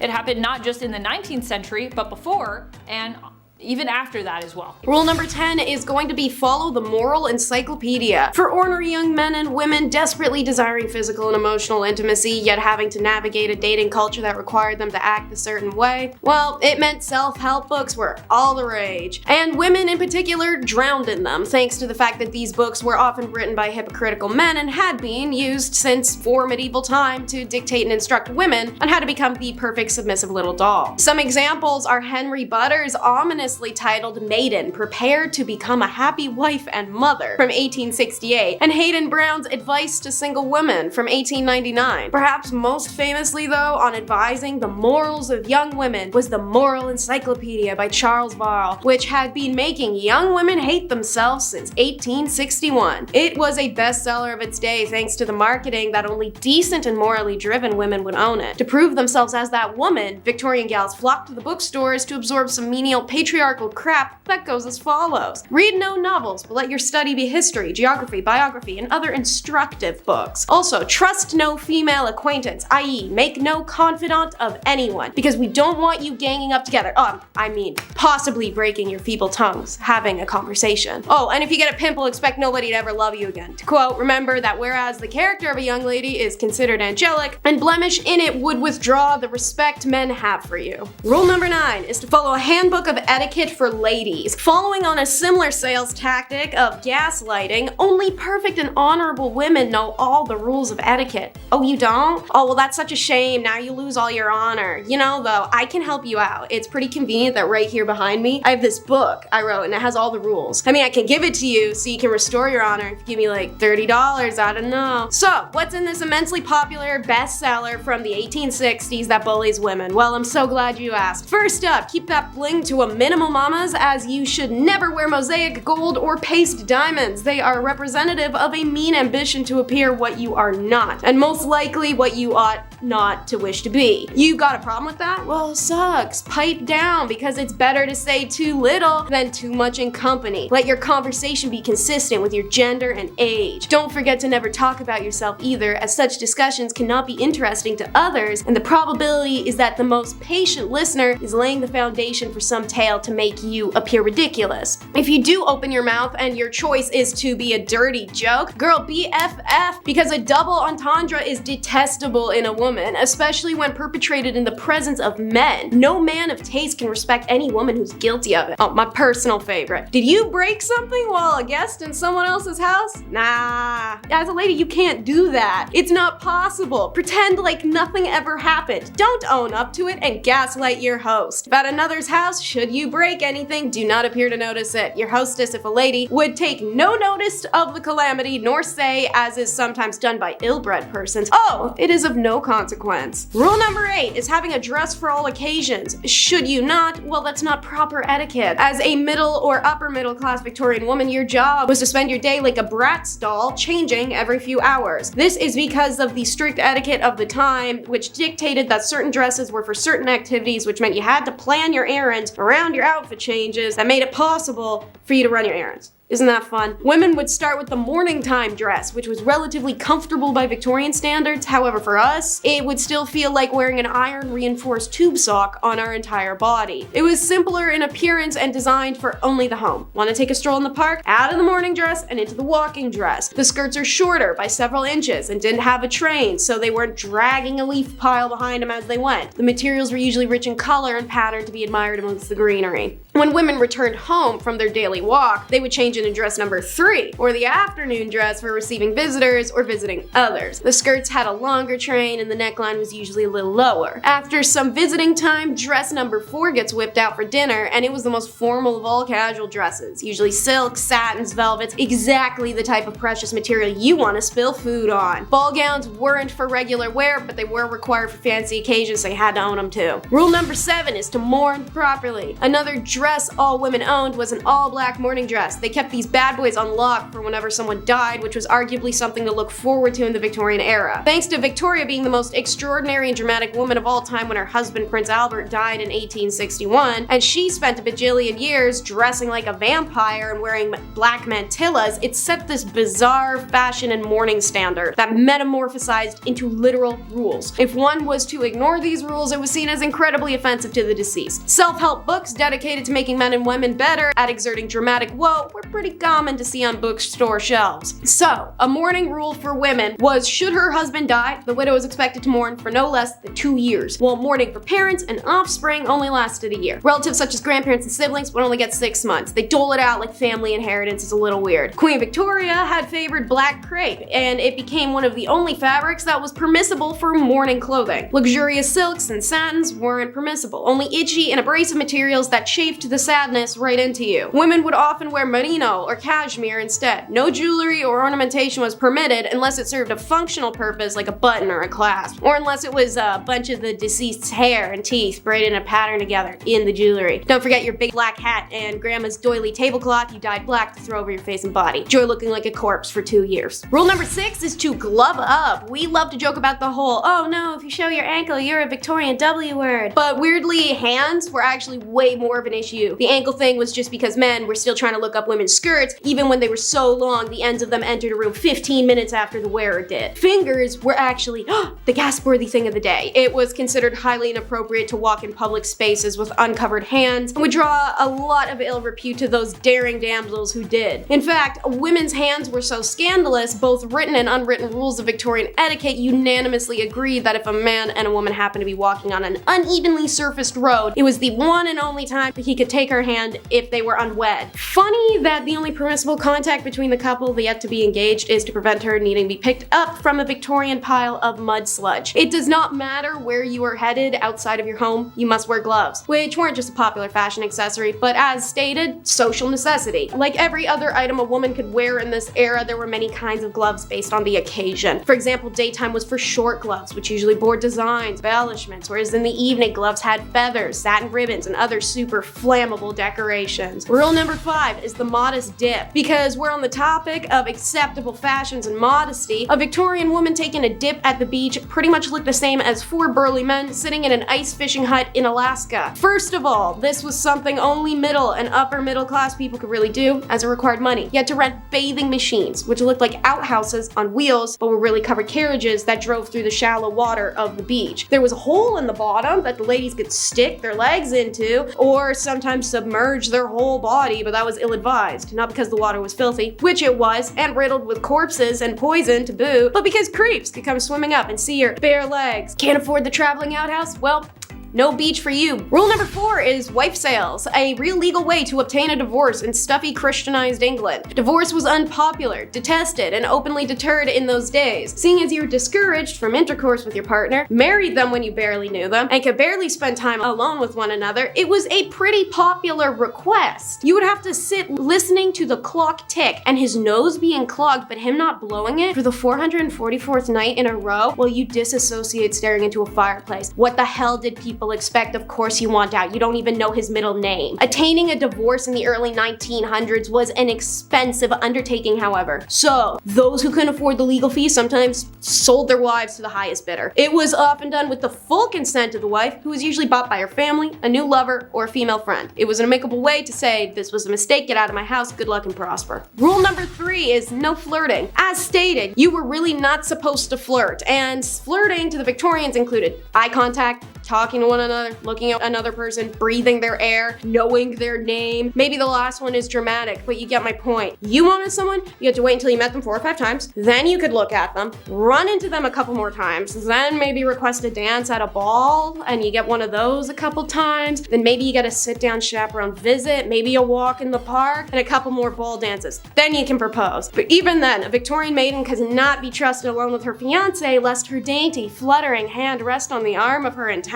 and cause an outburst that would inflame the fiancé's uncontrollable base lusts. Even after progressing through several stages of acceptable dating, aka the ball dancing, talking, walking together at a distance, if a man was invited to the woman's home, their acquaintanceship would still have to be under the watchful eye of a chaperone. Single women were never to indulge in behavior with a man that might lead to being kissed or handled in any way. This included strict inspection rules, because I kid you not, men were encouraged to inspect a woman back then. Like many of the stipulations that accompany shipping procedures. How romantic. If a man wanted to admire a necklace, the woman would have to remove it, hand it over for inspection. Under no circumstances was the item to be inspected while she wore it. Now I know where that flirting tactic came from, because guys, y'all love that whole jewelry admiring flirt, and it isn't subtle. And of course, during the chance encounters in one's club or in the park, staring boldly at someone you knew without acknowledging him or her, known as cutting, was the ultimate display of bad flirting manners in Victorian times. Guess they didn't like them bold back then. Rule number 2 is coming out. Not like that. Coming out in Victorian times meant a woman was tired of being in her parents' house, and if she wanted out of it, meant she had to go find a semi-tolerable guy whose house she could move into in return for a cool ring on her left hand. This had to be a whole big announcement, because to attend such events that a woman needed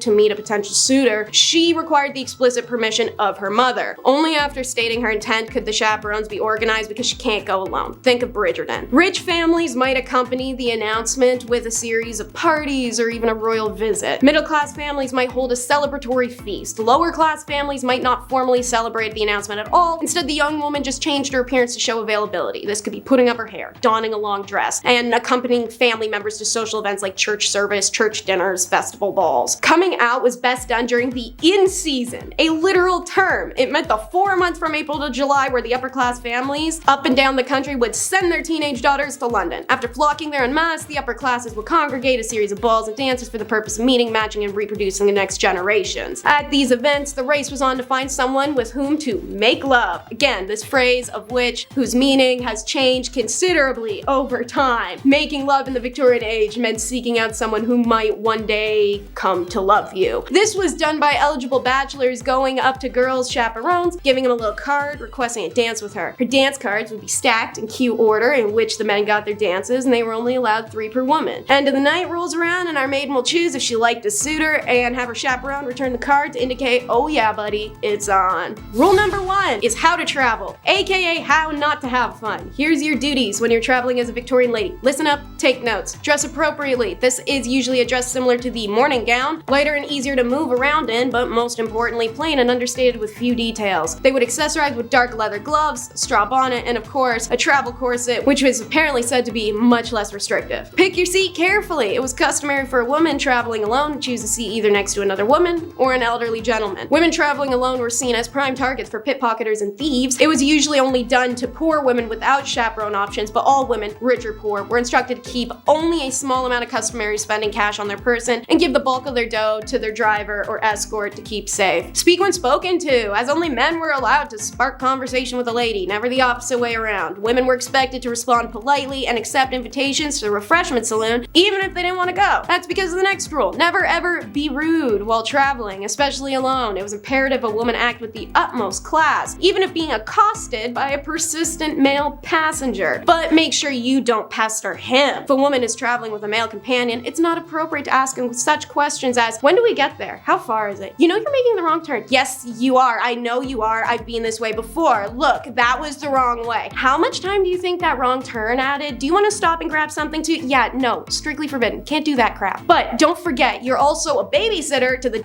because if the lady's male chaperone accidentally wandered into designated female compartments, it was her fault for either inviting him into the quarters or not alerting him of the specialized area. And lastly, while traveling, don't check yourself in. If a journey requires a stop at a hotel along the way, the lady would remain in the carriage while the driver or escort took care of all the room arrangements, likely because it was unheard of for a woman to make such a decision on her own. Punishment number 10 is ash bath. Just saying medieval times doesn't actually mean much. Every empire and kingdom had its own respective medieval time at different times than one another. So, Persia spanned from the 6th century to the 15th century, during which time they concocted some truly heinous punishments for those who did wrong, or at least those who did wrong in the eyes of whatever crazy leader was in charge at the time. Setting the stage for long-suffering death everywhere, Persia introduced such styles as forcing people to drink molten gold, tearing people apart with trees, and drowning them in ash. This punishment was one of the worst deaths you could receive, reserved for the worst criminals and those guilty of high treason or offenses against the gods, and it was horrifying. It consisted of throwing a victim into a 75-foot tower filled with ashes.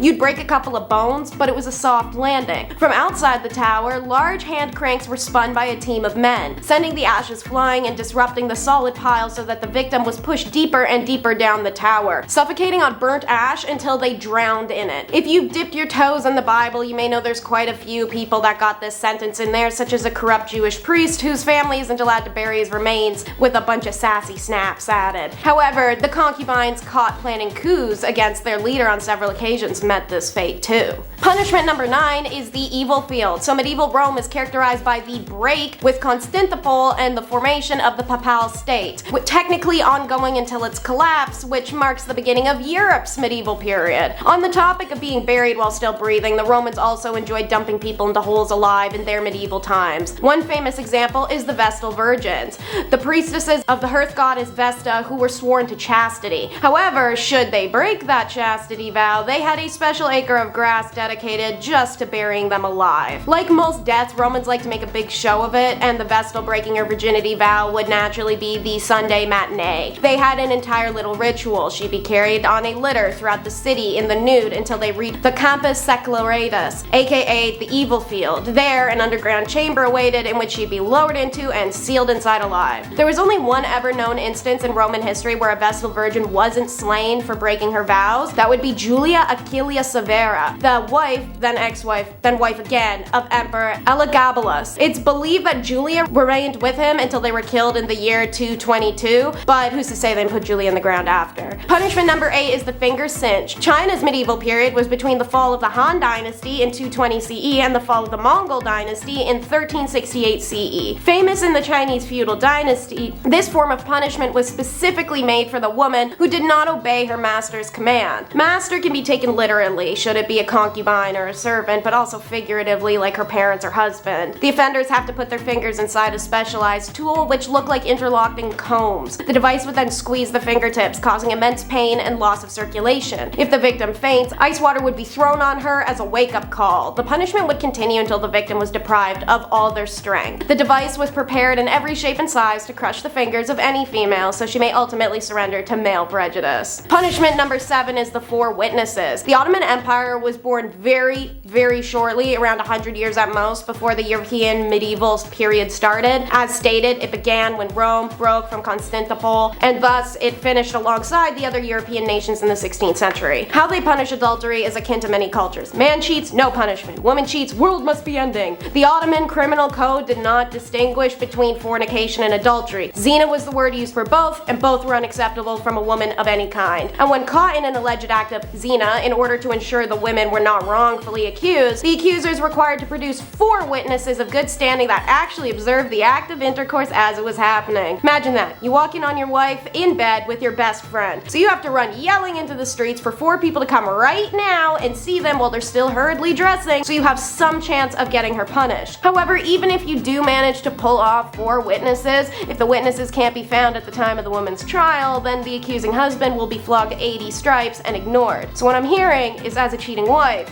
you could essentially make the little problem go away if these 4 witnesses were to, I don't know, just casually disappear before the court date. However, on a terrifying note, the husband's second option when calling the 4 witnesses to his house is taking justice into his own hands. He can actually just kill his wife on the spot and face no punishment, nor require going to court, even if the witnesses didn't see the wife cheating beforehand. Punishment number 6 is marks and tattoos. European medieval period started with the fall of Rome in 476 AD and extended to roughly 1450. Meanwhile, a fun fact, the Americas never experienced a medieval period because a feudal system was never actually established in that hemisphere. In Nathaniel Hawthorne's The Scarlet Letter, protagonist Hester Prynne is marked with a red A to see her as an adulterer. This was practiced in a few regions of medieval Europe, such as Spain, France, even Britain. However, it was reserved for working girls and their keepers and continued well out of the medieval period until the Achaean regime. Women who committed the crime of Puritanism were branded with hot iron to show the world how frivolous they are. The working girls received a P on the arm, the booty, or the forehead, which I feel is a bit vindictive and personal. Meanwhile, the keepers were branded with an M, accompanied by a fleur-de-lis. King Charles IV even made them outlaws, stating that may all girls of joy and public women desolate from our court in said time under pain of whip and mark. After the establishment of the New World, which is out of the medieval period, but as stated, the Americas didn't have one, we see branding laws in colonies more akin to Hawthorne's Scarlet Letter, such as the 1658 Plymouth Law that stated adulterers must mark every garment they own to identify them of their crime. Adulterers seen publicly without their letters were subjected to public whipping and further humiliation. Punishment number 5 is just gross. The medieval and feudal periods of Japan, they hold hands on this one, stretched from 1185 to 1603 CE, and they easily had one of the most disgusting punishments I've heard of for female adultery, suspected or confirmed. It existed from the 12th to the 9th century Japan, however it was more so practiced in remote villages. A wife accused of adultery was punished by a defacing, and this defacing was done by seed, exactly the type of seed you're thinking, so I'm going to be talking around the subject due to a graphic nature. If a husband suspected that his wife had been unfaithful, he and his friends would take her to a remote area where she'd be restrained, and the men would take turns standing above her and deface her. When the adultery isn't suspected but actually caught and confirmed, the adulteress would be led through the village naked before tied up in the center on her knees. Paper screens would be set up around her so that the men in the village, who were urged to participate in this horrific act of public shaming, may have privacy while they deface her. The screens only protected the men from indecency. The adulteress would remain exposed for the public to see what was happening to her. Punishment number 4 is working girl. Hard to follow up that last one with anything worse or more gross, but the medieval Japan had an eye for an eye judicial system that balanced crime and punishment. Japan had no gender bias, and crimes done by women were not punished lightly, the way counterparts in Europe or China would have. Equal punishments were imposed for the same crime no matter the gender. So it's a bit strange that arsonists would be burnt at the stake, thieves have their hands cut off, liars lost their tongues and ears, but women committed a petty crime and was sentenced to work time duration as a working girl, which arguably is not even close to payment in kind. Additionally, a woman could have her head shaved as punishment for her crime. In larger empires, this was often the punishment for adultery, which is far better off than the one in the villages. The husband would also be granted an automatic divorce from his now bald and weepy ex-wife. Since punishment was equal, a man got his head shaved too, had to repay dowry, and get publicly shamed, right? No, and his wife wasn't allowed to leave him for it either. Punishment number 3 is scaphism. Back in the medieval Persia, this punishment was death by being eaten alive. It had taken place in a swamp or somewhere where the boat, which would be 2 canoe-like boats or 1 hollowed out tree, could lie exposed to the sun. The victim would be tied inside the space with their head, hands, and feet exposed if possible, at which point the victim is force-fed honey and milk. This is a messy process. It'll splatter and spill everywhere. However, whatever the victim does swallow inevitably becomes diarrhea. The idea was that this would attract every insect, vermin, and wild animal in the area. Very soon afterwards, flies and rats, for instance, would show up and start attacking the victim, eating the mixture of milk and honey, but also eating the person alive in the process. Once the diarrhea kicks in, it attracts other animals, especially the rats, who will begin feasting on you as well and sometimes enter you. Death usually came from septic shock or gangrene because the victim would be force-fed this honey and milk every day until they died, meaning dehydration was no issue. Religious fallacy, coup attempts, and adultery were all punished in this horrific manner, and many women suffered this end. Punishment number 2 is wooden horse. This device was used in Europe and Japan in the 14th to 18th centuries, making it predominant in medieval Europe. Initially, the horse was used on women accused of heresy and witchcraft. The Spanish particularly loved this crude device, and they invented it. Sometimes they even styled it to look like a horse. Its back was a triangular wedge women were forced to sit on as weights around their ankles dragged them and their rear and hoo-ha area down on the sharpened wedge. It was covered in part 1 of this video. In Japan, however, they added another particularly horrific element that was not meant to just cause some external tears and pelvic fractures the way the Europeans did, rather cause mass hemorrhaging and death. The concept is the same, wooden horse with a wedge that you'd be forced to straddle while your legs are pulled down. However, the Japanese added an appendage-like structure on the horse's back, which the woman was forced to sit on. The appendage was studded with iron nails and could be rotated via a hand crank from beneath. Naturally, this would cause almost immediate heavy bleeding and internal damage before the crank was even turned. Many would die miserably and quickly, whereas the ones who somehow survived often only did with paralysis. This form of punishment was served on basic offenses, such as adultery or unpleasing her husband. Punishment number 1 is the chest tax. Imagine taxing someone for what's on their chest. Now imagine taxing someone for what's on their chest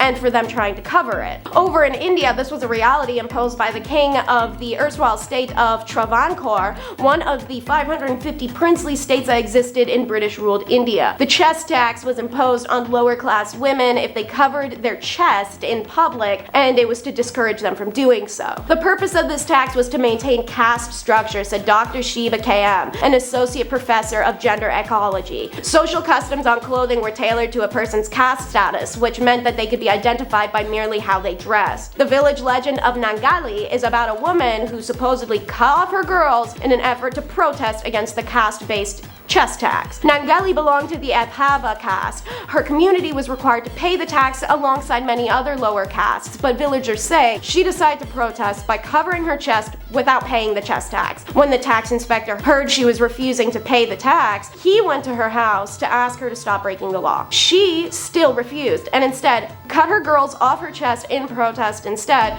and presented them to the tax collector in a plantain leaf. According to the local villagers, Nangali died of excessive blood loss while her distraught husband took his life by jumping on her funeral pyre. Her act was selfless and a sacrifice that benefited all the women of Travancore and ultimately forced the king to roll back the chest tax. The chess tax caught wider attention in 2016 when BBC reported Divya Arya reported on a series of paintings by artist Marital, a far distant relative on the legend of Nangali. He was so moved by the story and the absence of any visual documentation, he decided to paint a likeness of the act she brought upon herself. I did not want it to depict it as a bloody event. Instead, my aim was to glorify her act as an inspiration to humanity, a representation of what would command respect. You're better off without him, apparently. Number 10 in the countdown. The Christian view of women in ancient Roman society came in and, like the religion itself, quashed the pagan beliefs preceding them. Pagan times in Rome weren't a merry old good time for women, don't get me wrong, but they had more rights and respect when there was a whole pantheon of women gods whose tempers were to be revered and feared by every Roman man. But then they convert and answer to one god who was depicted as a soul man, making it, pun intended, a man's world. In the 4th century AD, the Andrew Tate of ancient Rome, St. Jerome, set the standard on how you should perceive and treat women around you.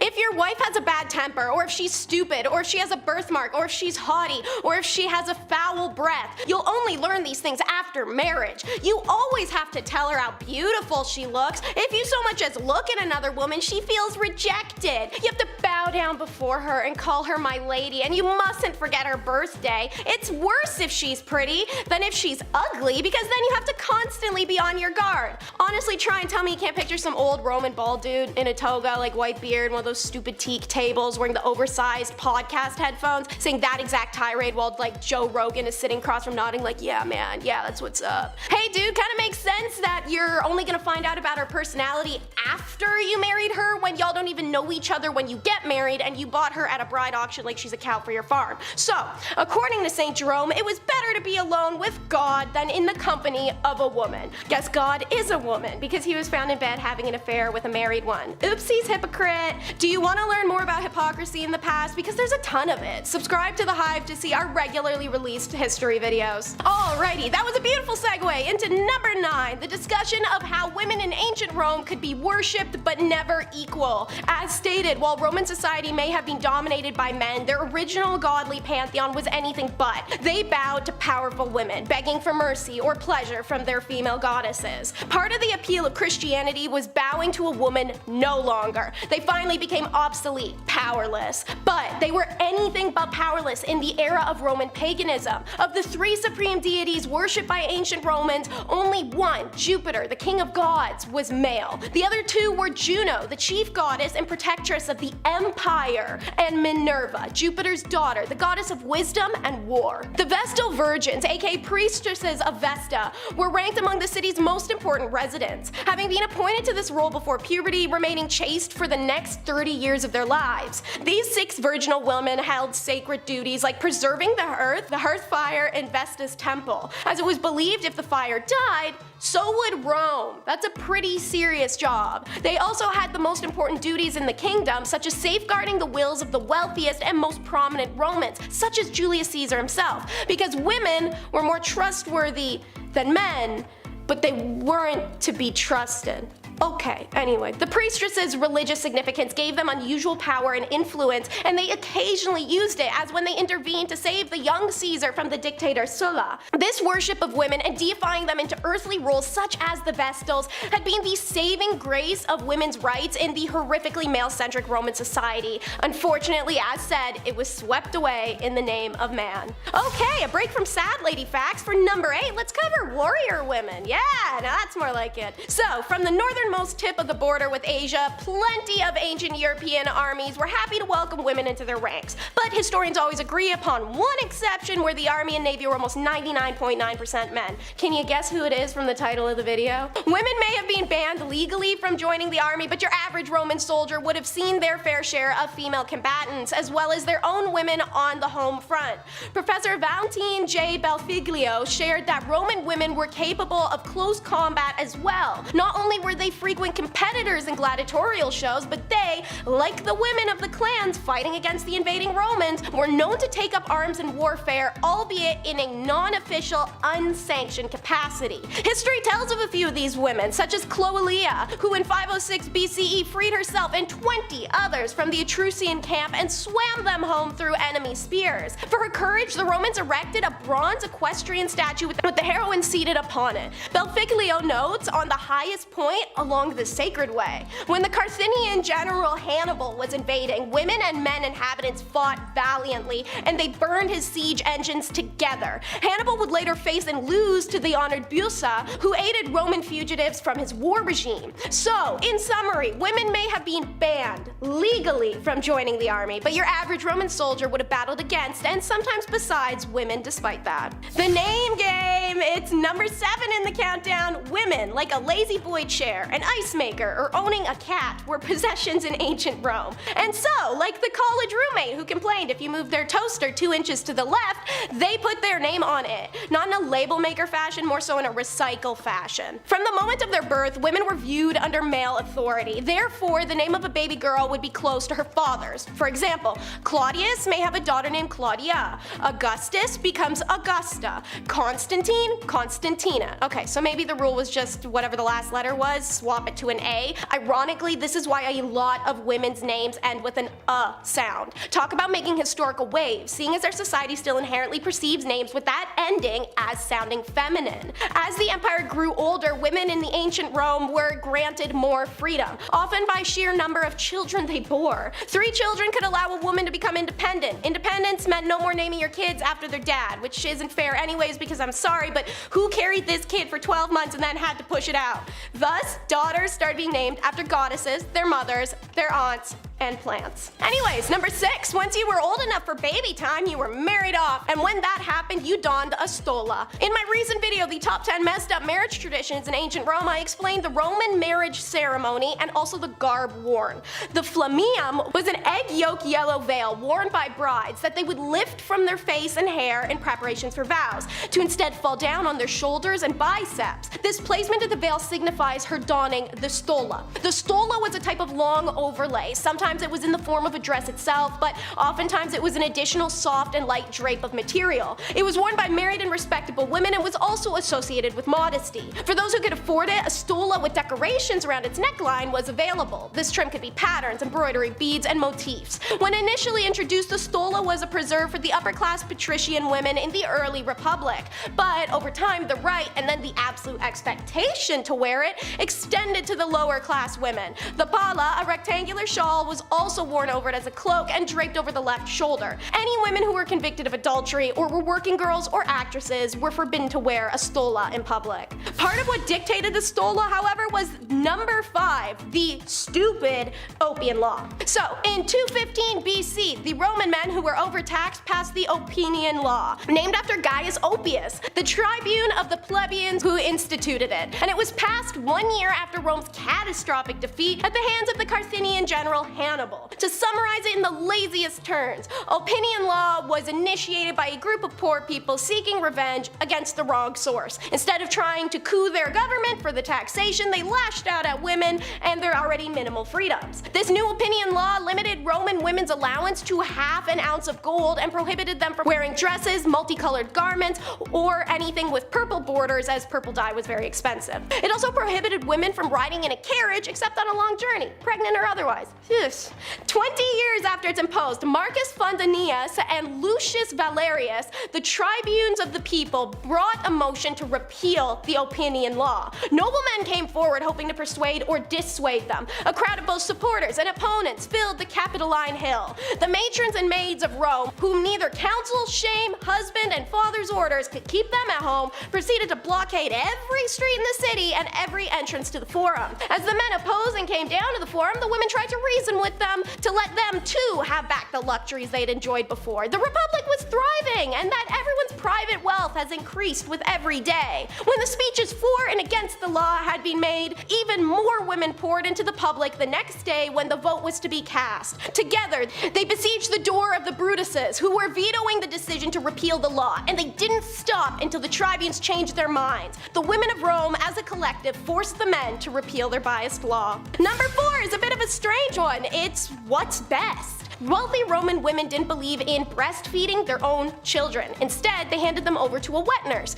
usually a prisoner or a hired free woman who was contracted to provide this service. Soranus, the influential author of a 2nd century work on gynecology, prescribed that a wet nurse's milk might be preferable in the days after birth, on the grounds that the mother could become too exhausted to feed. He did not approve of feeding on demand and recommended that solids such as bread soaked in grape juice should be introduced at 6 months. Soranus also pointed to the possible benefits of employing Greek wet nurses, who could pass on the gift of her mother's tongue to her charge. Did he think that she would be able to give language through breast milk? You know what? Never mind. This flew in the face of advice from most Roman physicians and philosophers, who always suggested that mother's milk was the best for both the child and the mother's health and moral character, on the grounds that wet nurses may pass on, not kidding, their crappy flaws or personality to the baby. These same men also usually pitched that women who did not feed their own child were lazy, vain, and unnatural, and only cared about possible damages to their figures.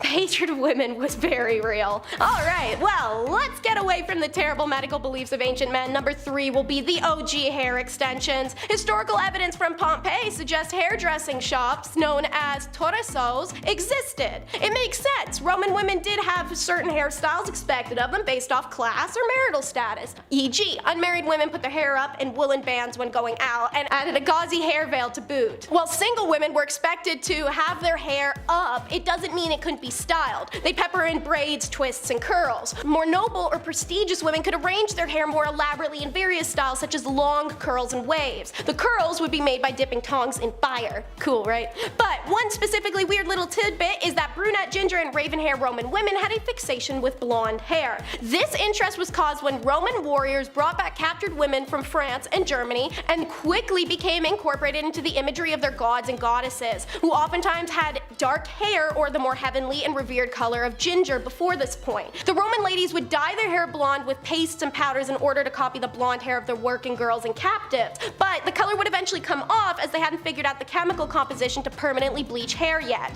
To solve this vanity issue, the hair of the blonde working and captive girls was chopped off so Roman women could wear it as wigs. Might as well make number 2 all about the Roman face mask then. Why? Because it was gross. Just so gross. Y'all ready? Homegirls back in the day made face masks composed of sheep's wool soaked in a soupy paste mixture of animal placenta, excrement, and urine, as well as sulfur, abrasive oyster shells, and bile. Who's bile? God, okay. And this is before you'd whiten your skin, another trend started by the arrival of the pale French and German captive girls. They did this with lead, dung, and whatever marl is. Want to reduce wrinkles? Get out of Canada, or anywhere under the crown, because the Roman women would kill swans, which is a crime under British rule, and use their fat. This was all part of Mundus Muliebris, which translated it means women's world, a reference to women's fineries in the ancient Roman world. This would include face and skin care, but also dresses, jewelry, hair care, all described in Latin literature by the famed Cicero, who noted it alongside Mundi Omatam, aka the ordered beauty of the world, and Kale Omatas, celestial adornment. See, there's some non-deprecating writing on Roman ladies. Good job making it over to the very low bar there, Cicero. Seneca, not so much. The depressing dude was quick to blasphemize makeup and say it led to the decline of Rome. And of course, for number 1, we will visit Sappho on Lesbos Island. The Greek poet Sappho, who lived from 630 to 570 BCE, lived on the island of Lesbos, just off the west coast of what is now Turkey, and composed poems that live on in infamy to this day, as she speaks very openly about her homoerotic attraction and even implied intercourse amongst women. These poems are mostly written from the perspective of herself as a character. But what did the Greeks and Romans think of this? How could these poems be so widely adored that they're remembered to this date? So, like I've mentioned, men wrote Roman history, so they weren't particularly interested in what women got up to when men weren't around. As a result, we know little about same-gender relations of women in Rome, but what we do know is telling. The Greeks and the Romans as a society, of course, recognize that some people are more interested in one gender over another, but the general consensus was not to assume this preference was a fixed aspect of a person's identity. Instead of thinking about gendered attraction in terms of genders a person was attracted to, the Greeks and Romans cared about the role a person took during the act of intercourse with an individual. For some Romans, a same-gender relationship between women was the most confusing thing imaginable, as well as a little bit disturbing. They had trouble comprehending the possibilities of the relationship, given that neither of those involved a man and could naturally take the male role. Layman's terms, these empires believed the act of intercourse was a free adult man proving his masculinity by dominating the territory of an inferior person. If there was no man involved, then there was no real intercourse happening. Therefore, women having relations, let alone extramarital affairs with one another,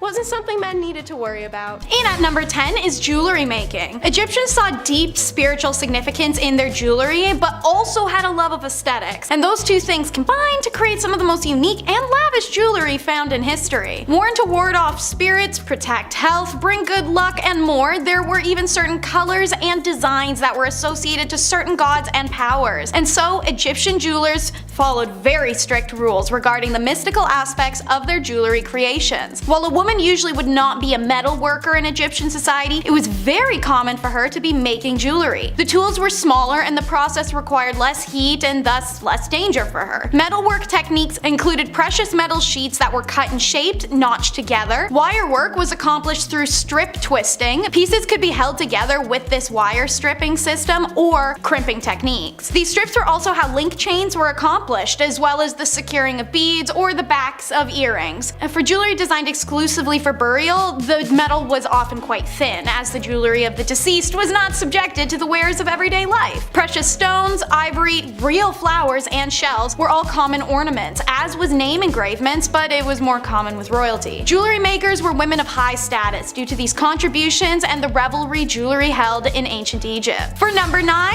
it's house vendors. Recognized as an ancient heritage profession and was at its most popular during time periods of ancient Egypt where women were restricted from going out when married. These vendors would roam neighborhoods with buckets and baskets of product for sale. Clothing, perfume, fabrics, snacks. Now, what was unusual is that the vendor was more often women than men, walking the streets alone, making these sales because many married women weren't allowed to go out walking the streets alone to make sales. You see the irony. Anyways, this profession found great popularity in single women, and many also were called upon to act as nurses in homes of the wealthy when needed. The career is named al-Dalala, but the idea itself has long been extinct with the freedom for Egyptian women to roam commercial districts. Number 8 is being a dancer. Ancient Egyptians loved their music and dance. They were celebratory, but also ritualistic at times. Farmers would dance to thank the gods for a good harvest. Dance groups would perform at banquets. People would go dance around the Nile in the lush season. The list goes on. Many men and women chose dance as a career, and it was a highly respected one. Dancing was considered an acceptable and normal part of life and even important to it. Most festivals were incomplete without it. In fact, dancing was such a revered career that dancers could start as a peasant and become a high-status person from it, just like being a celebrity in the way that people would go to see them perform. Women, at the time, were even more revered for their grace, elegance, and acrobatics. This career had 7 types of dance: gymnastic, movement, pair dancing, imitative dance, which was like acting like animals, group dances like a historic cheerleading squad, dramatic dance was female exclusive and rested in illustration, war dances, grotesque dance, and then religious chant dances at temples, and lyrical dance, which was usually a depiction of lovers. Wig makers are number 7. Egyptians loved wigs for a reason that surprises many. It helped keep their heads cool. I mean, it also helped with hygiene and scalp pests and looking pretty, but the heat thing is what really gets folks. Many Egyptians had shaved or cropped hair, and the mesh-like base of a wig versus a headscarf allowed the body heat to still escape. And as said, wigs were also a great shield from lice or other invasive bugs. The hair used in the construction of wigs and hair extensions was always human and was either an individual's own hair or had been traded or bought. Hair itself was a valuable commodity ranked alongside gold and incense in a count list from the town of Kahun, which puts emphasis on the popularity of wigs. When hair was collected for a wig, it was thoroughly combed and then sorted into lengths individually. The Egyptians invented a variety of hairdressing tools, and the wig makers would take the time to braid or coil the hair depending on the wig style, coating each with warm beeswax and resin fixative so that it would harden when cooled. The job itself isn't unusual, more so the booming industry it had. Wigs weren't worn to this extent anywhere else at the time, and while yes, they were functional against the sun, they were more so aesthetic than anything. Individual braid and extensions could also be attached to someone's scalp for aesthetics. wigs, the way that box braids, twists, faux locks, and many other ethnic hairstyles are accomplished today. Wigs were made in a type of factory setting. Archaeologists have uncovered the remains of wig factories, wig boxes have been found in tombs, and multiple mummies have been found with wigs or braided in extensions. Number 6, we meet our ladies of the night. Unlike most ancient and even modern civilizations, selling intercourse is illegal or was highly governed. In ancient Egypt, this wasn't even close to the case, but rather the opposite in a peculiar way. Women who worked in the sexual industries were considered divine and respectable, as their career was considered to please the gods. They earned high status and lived in luxury. Working freely and openly, these ladies adorned themselves with red lipstick and eye makeup that differentiated themselves from other women. They were also tattooed, diamond-shaped dots along the thighs and on the fingers, or images of the god Bes. When the French invaded, they brought STIs, and they spread rapidly through the brothels, and this prompted the French authorities to introduce a law forbidding French troops from entering the brothels or having these ladies in their rooms. Guess those ladies were hard to resist, because anyone who offended the law received death penalty. Number 5 are the wet nurses. Wet nurses are found in all statuses and were for all statuses. One common denominator though is that the career kind of really sucked, pun intended. So first, their social status was always determined by the status of who they were breastfeeding. Royal family, congrats on your special privileges, statues, private quarters, and your own tomb in the family pyramid. Also, her family would receive special perks as an extension of her. Now, royal families only wanted high status wet nurses, and while it's not clear how they were chosen, evidence suggests some kind of blood tie or faint familiar relation. Most wet nurses were from marginalized families in